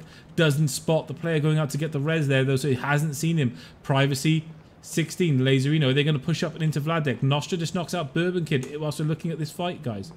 And Thrangel kills Bourbon Kid with a headshot with the AKM. So Bourbon Kid has been taken out by Nostra and Thrangel's team. We've got the silenced Uzi. We're coming in now. Privacy 16. He's checking out the bottom of this building with his teammate. They must be aware someone's upstairs. They've already thrown a load of grenades in, so they know someone's here. They're trying to work each room bit by bit. Make sure the corners are checked. Make sure that all the angles are checked. Vladek upstairs. Is Vladek desperately calling for help? Ivan starting to move in. Arnid has been healed up now. Vladek, as is at the top of these stairs, has got the M4 in his hands. Nice weapon if you're going to go full auto against 3 or 4 players. Can Vladek hold them up enough to get something happening here? Laserino moves up, slowly moves down, moves back up, moves up, takes some damage, gets the instant knockdown of Vladek. That you cannot underestimate the power of the UMP at that sort of range, and it's going to get the kill on Vladek. Does in fact get the execution kill. Ivan moving up now with the 8X, with the 4X, sorry, scope on the Scar. Does get the knockdown of Punisher outside. Is Ivan going to wipe Punisher out? More interested in healing himself up right now. But then Punisher does have vision on him. He is looking. Arnold's knocked out in the background. Ivan then finishes off Punisher. Does have to get the heal himself. Oh, doesn't get a chance to heal. Was going for the loot there and gets knocked out. Arnid has been rezzed. Arnid goes down. Laserino and Privacy 16 up against Obernis. Obernis now by himself has ended up in a lone game. Unfortunately, is now going to be getting the hell out of there. Laserino will see him though as he goes past. Will get these shots on him. No, he doesn't. He doesn't get these shots on Obernis. So both these squads have pretty much done a lot of damage to each other. They've done a huge amount of damage to each other in these conflicts. Obernis is now by himself. Laserino and Private 16 have lost 2 of their team in this exchange. So they traded a 3-player for a 2-player. Not the ideal trade. As far as I can see, it looks like Laserino. Oh, let's have a look. Sunzi Ninja. Oh, there's a lot of knocked out players in front of Sunzi Ninja, but he gets knocked out himself. Enza, XLS King.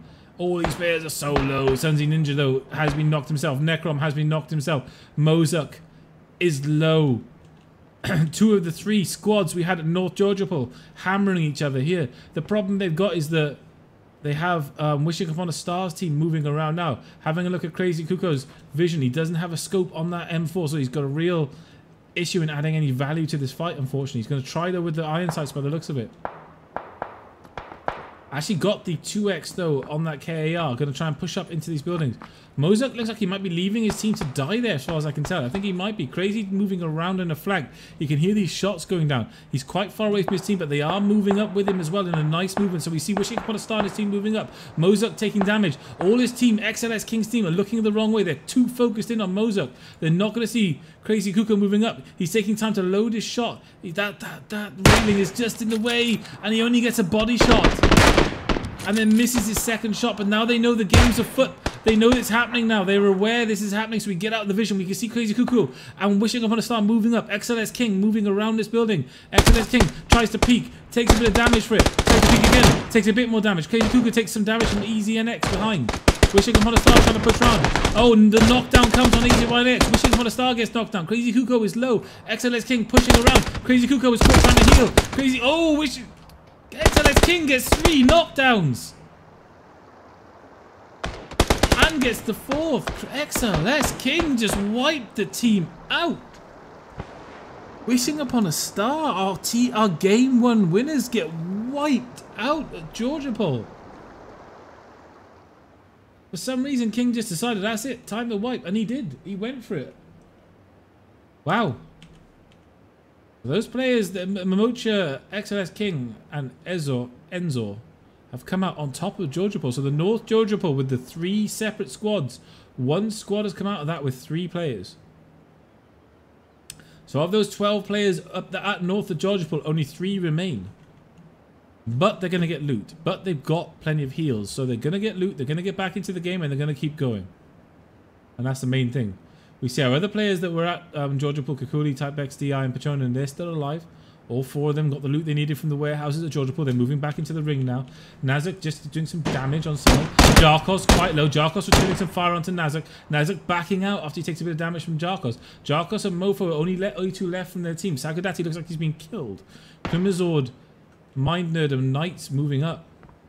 A lot of 2x scopes though, unfortunately. You'd rather have the 4x ACOG in these situations, but they end up with a 2x as it is anyway. Krimzord trying to get an angle. We see Jarkos quite low up ahead. Jarkos gets rid of his gun. Going to do some bandage healing. Get himself healed up. Mofo and Jarkos are getting together. They're going to fight this out together. They're up against a 4-man team. Nazak moving across the top there. Trying to get an angle. Jarkos and Mofo moving down to the river. Hopefully going to get a bit more cover. There's some shots coming in. Mofo takes a bit of damage from Nazak. Mofo takes a few shots, but I think it's going to get away with it. Does get to that cover of the hill there. There is a hill. It will provide cover. Crimzord, Mighties, and Mind Nerd and Nazak seem to now be stabilizing. We have got Team Squadmate coming in front of Mofo and Sagadati. They're just chilling out. Kate gets knocked out by Dakes. Oh, Kate gets killed by Dakes as soon as I get in. M24. Actually fond with the M24 shots. So Trefeli and Wookie Bookie are going to have to do it by themselves again, I think. Well, Gustav, Wookie Bookie, and Trefeli are the 3-man again, but they've been sort of doing this all night so far, 3 of them.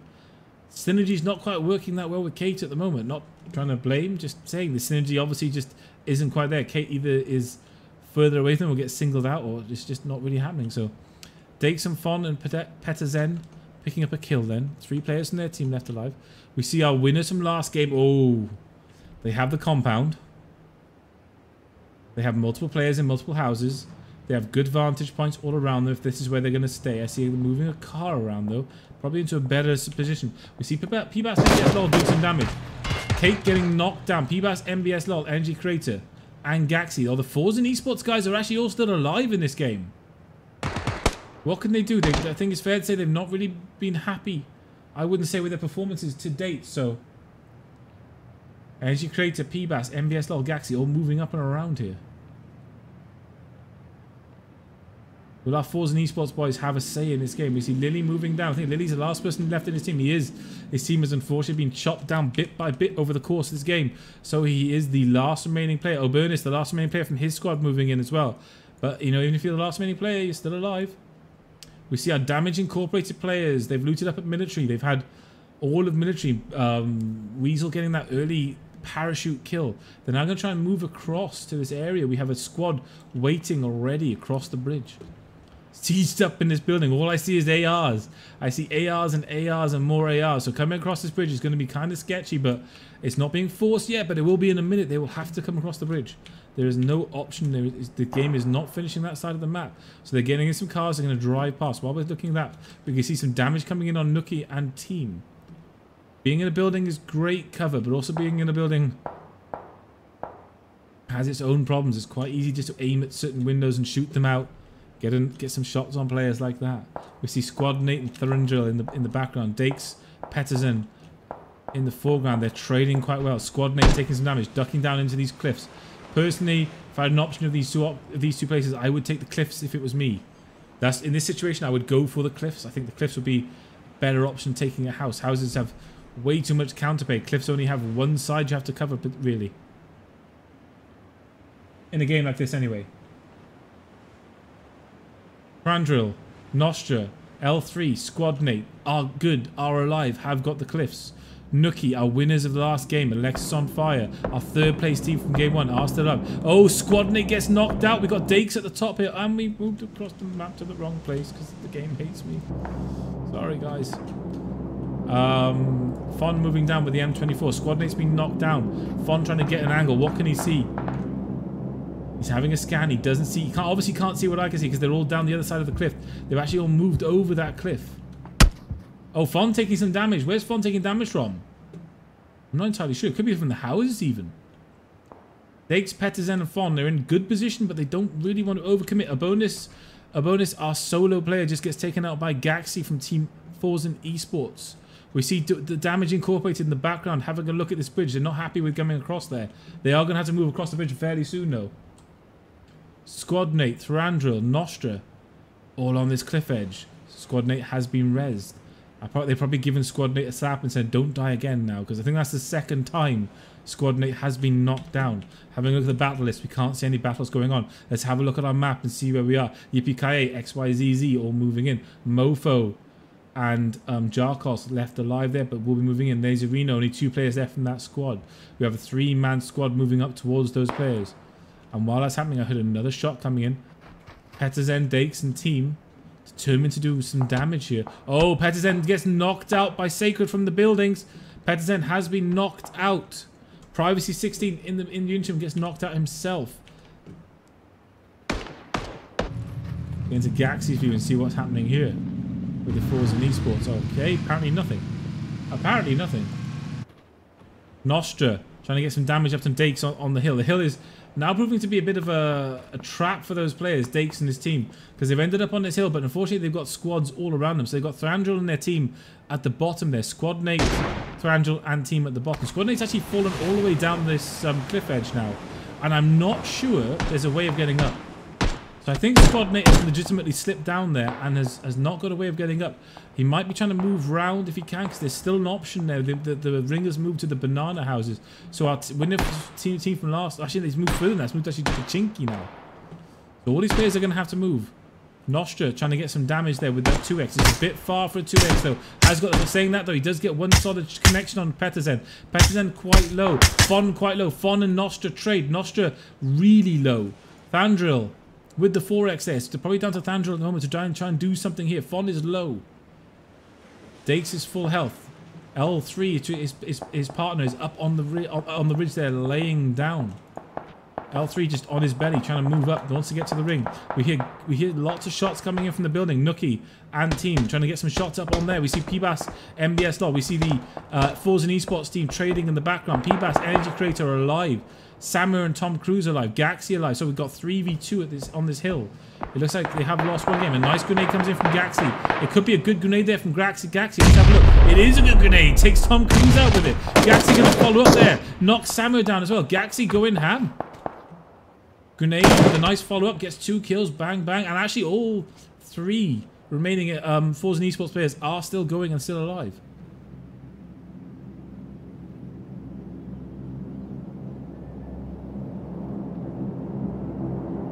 Jarkos and Mofo are there, moving down. Havoki, Alexis on fire, Nookie in the buildings. Get our Forzen Esports guys are going to have to move back and down. Moose Tech, Lodicon.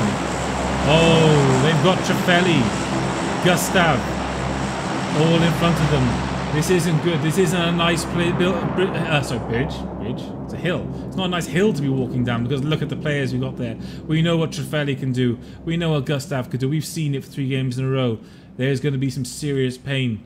They might not have picked up the wins, but they probably won the stream's hearts with their plays.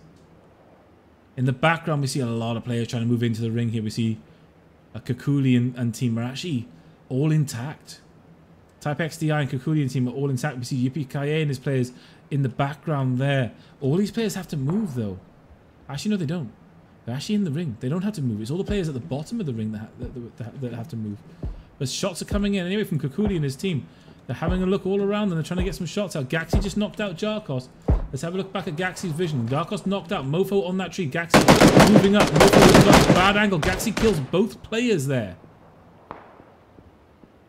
But Gaxi picked up 5 kills himself in this game. Aggressive player. If you've never watched our tournaments before and you wonder why Gaxi gets a lot of vision, it's because he's won a lot of these tournaments with his teams.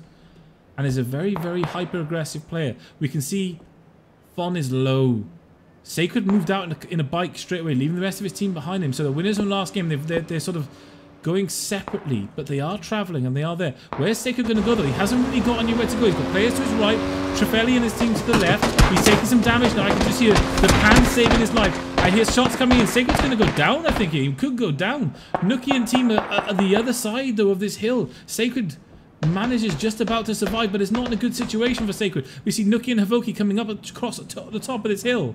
What are they going to do? Are they going to stop? Sacred then heals himself up. He's probably just going to accept that he's quite far away. No, actually, they're making a dedicated effort to stay as 4. I like this. This is a nice effort. All these players are determined to stay as a 4-man. We see Leon, or Loen, moving up and around, trying to do what he can. Trefeli and team still in those banana houses. Nazuk and the rest of his team in this compound here.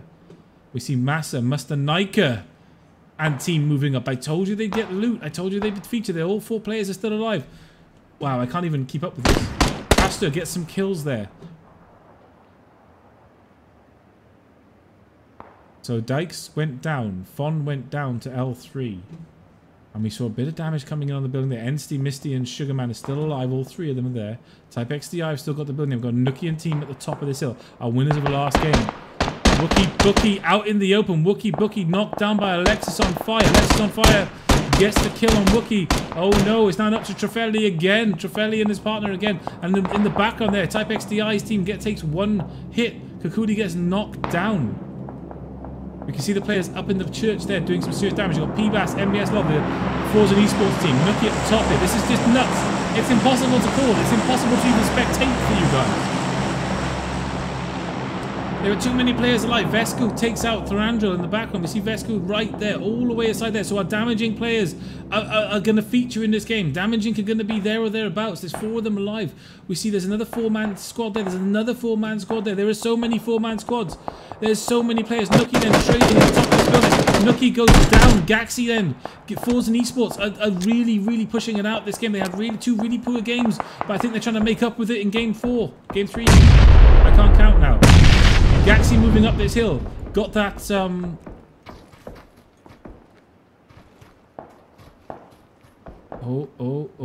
I shut up because I was expecting something to happen there, but they didn't quite get across the hill in time. While this is happening, the Weasel gets knocked out behind us by Trefeli. Trefeli, I think, has just killed the entirety of Damage Inc. by himself. And we're looking the other way, and Gaxi then getting some more knockdown. Oh, Gaxi taking some damage himself, but Alexis on fire gets knocked down at the same time. Energy Creator doing what he can. Backing up Gaxi, just running with him. Gaxi's just going. Energy Creator's just following at this point. It's just a non-stop train of death and destruction. Havoki's over the top of this hill. He's to the right. He hasn't seen him. Havoki's going to get around. But no, Gaxi does see him and get the knockdown. Havoki, our winners of the last game, are nearly out. Sacred moved round the back though and takes PBAS out. So during this whole engagement, Sacred has taken out some of Forzen as well.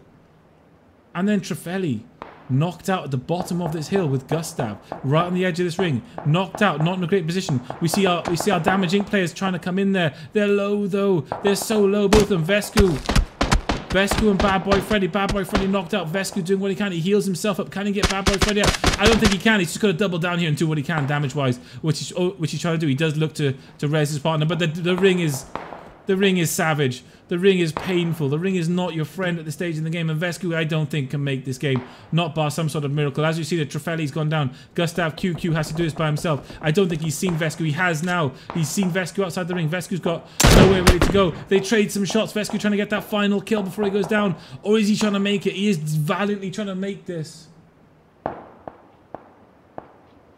I'm not sure he can. Vescu over the ridge. I think he's going to go down. Oh no, he's trying to keep himself up. Vescu's still going. Energy Creature at the top. It's not a nice position to be in. Get some more shots then on Gustav. Some more shots again on Gustav. He's still doing damage. He's still going for it, but he goes down. Gustav does finally secure that kill on Vescu. We see Energy Creator, somehow the last... Is he the last Forzen Esports player? He can't be. Oh, he might be. I think Kakuni and team have walked up this hill and just cleaned out Forzen. It's not Energy Creator's by himself, just crouched down as low as he can get. Vampire Games again. There's been a big say in these last couple of games we played. Vampire Games is there. Trying to do as much damage as he can. He's outside the compound. Lots of smoke coming down. There's so much smoke.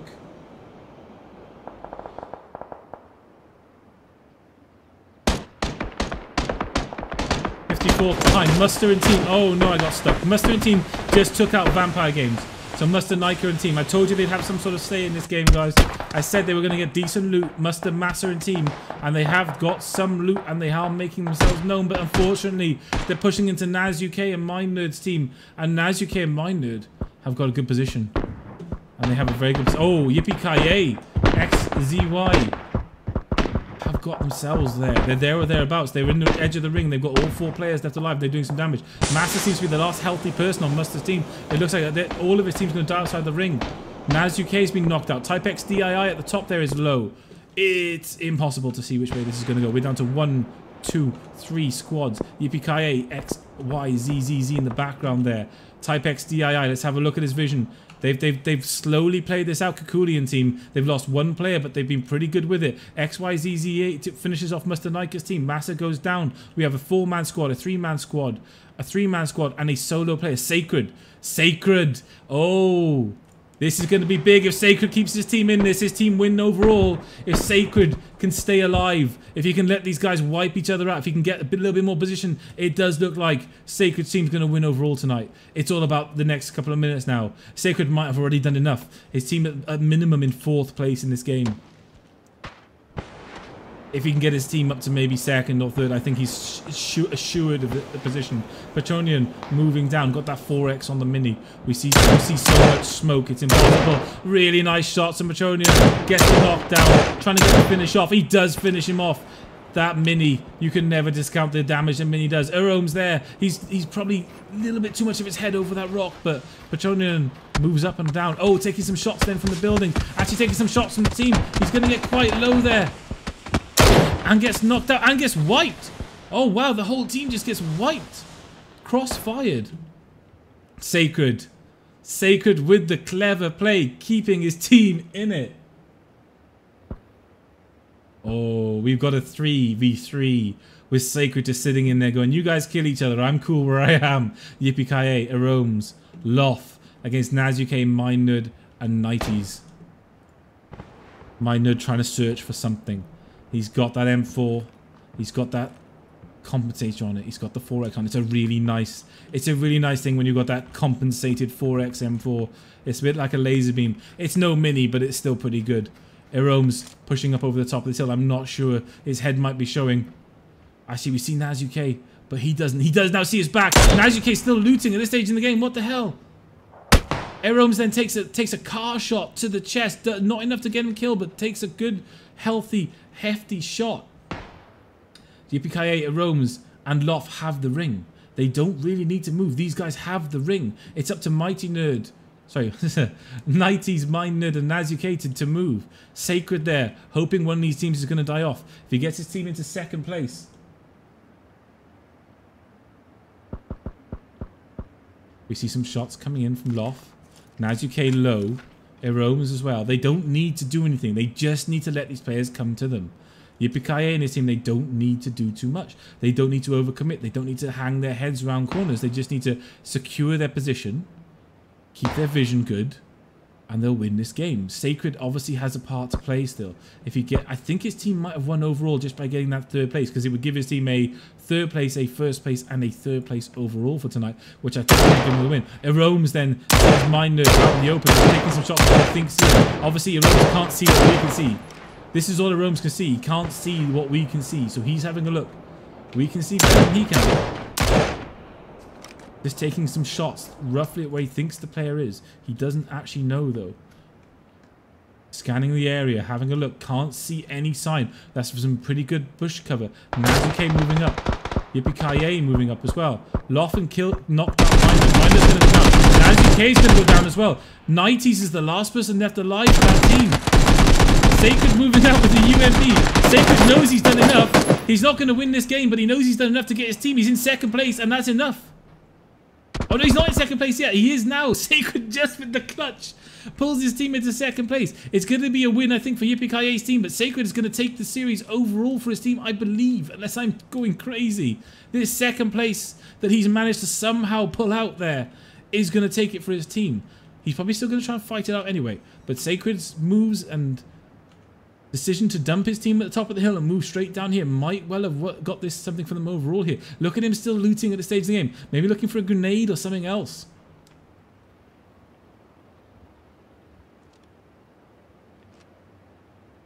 Yippee-ki-yay, Loft, they're all moving around. It could be a win. It's going to be a win for Yippee-ki-yay and team, I think, here. It definitely is. He's trying to go for the sake, but they win game 3.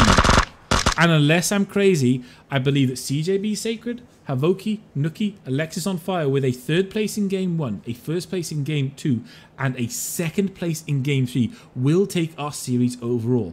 Please do wait for it to be announced in Discord, guys. Somebody will do the calculations and somebody will do them on Discord and on Twitter, but I believe they could have just about snuck that win overall because of the way the game shook up.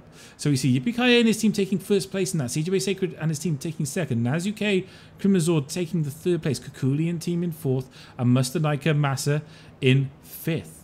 Trefeli then, and Gustav, and Wookie, and Kaint getting the 6th position in our last game, our Forzen Esports team getting the 7th place in game 8, Vampire Game 54th, then only ending up in 8th in game 3, and then Damaging in 9th, and Pastor and Draper in 10th position. So thank you very much for joining us tonight, guys. This is night 1 of 3, so we do a full weekend now of games. We have Friday, Saturday, Sunday, one after another. So this is our first night. This is our squad's first person tonight. We come back for our duo's first person tomorrow. Particularly excited about the duo's first person tomorrow. It's going to be epic. I've looked at the teams involved. It's going to be absolutely epic. The official winners of these games will be announced in our Discord. Sammy will do that at some point once the scores are done. They'll also then get a rank in our Discord this week to say that they are squad's winners in our Discord. Hopefully we'll see all of you back here tomorrow for our second game of the weekends, which will be our second series of the weekends, which will be duos. I have been the_Stifler or on Twitch, or the Stifler TV on Twitter. This has been Xpulse_gaming on Twitter, Xpulse_gaming on Twitch, and obviously our Discord links will be spattered into the chat. Thank you very much for joining me tonight, guys. I will see you all tomorrow, hopefully.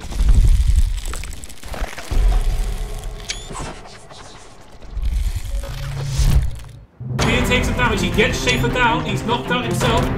Absolutely torn to shreds. Can they get in the ring? Product pulls Voxic out the shit. He's pushing back around. He's going to catch him out in the open and he's going to go down. Playerunknown's Battlegrounds tournaments.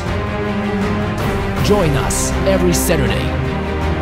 Proudly presented by Xpulse.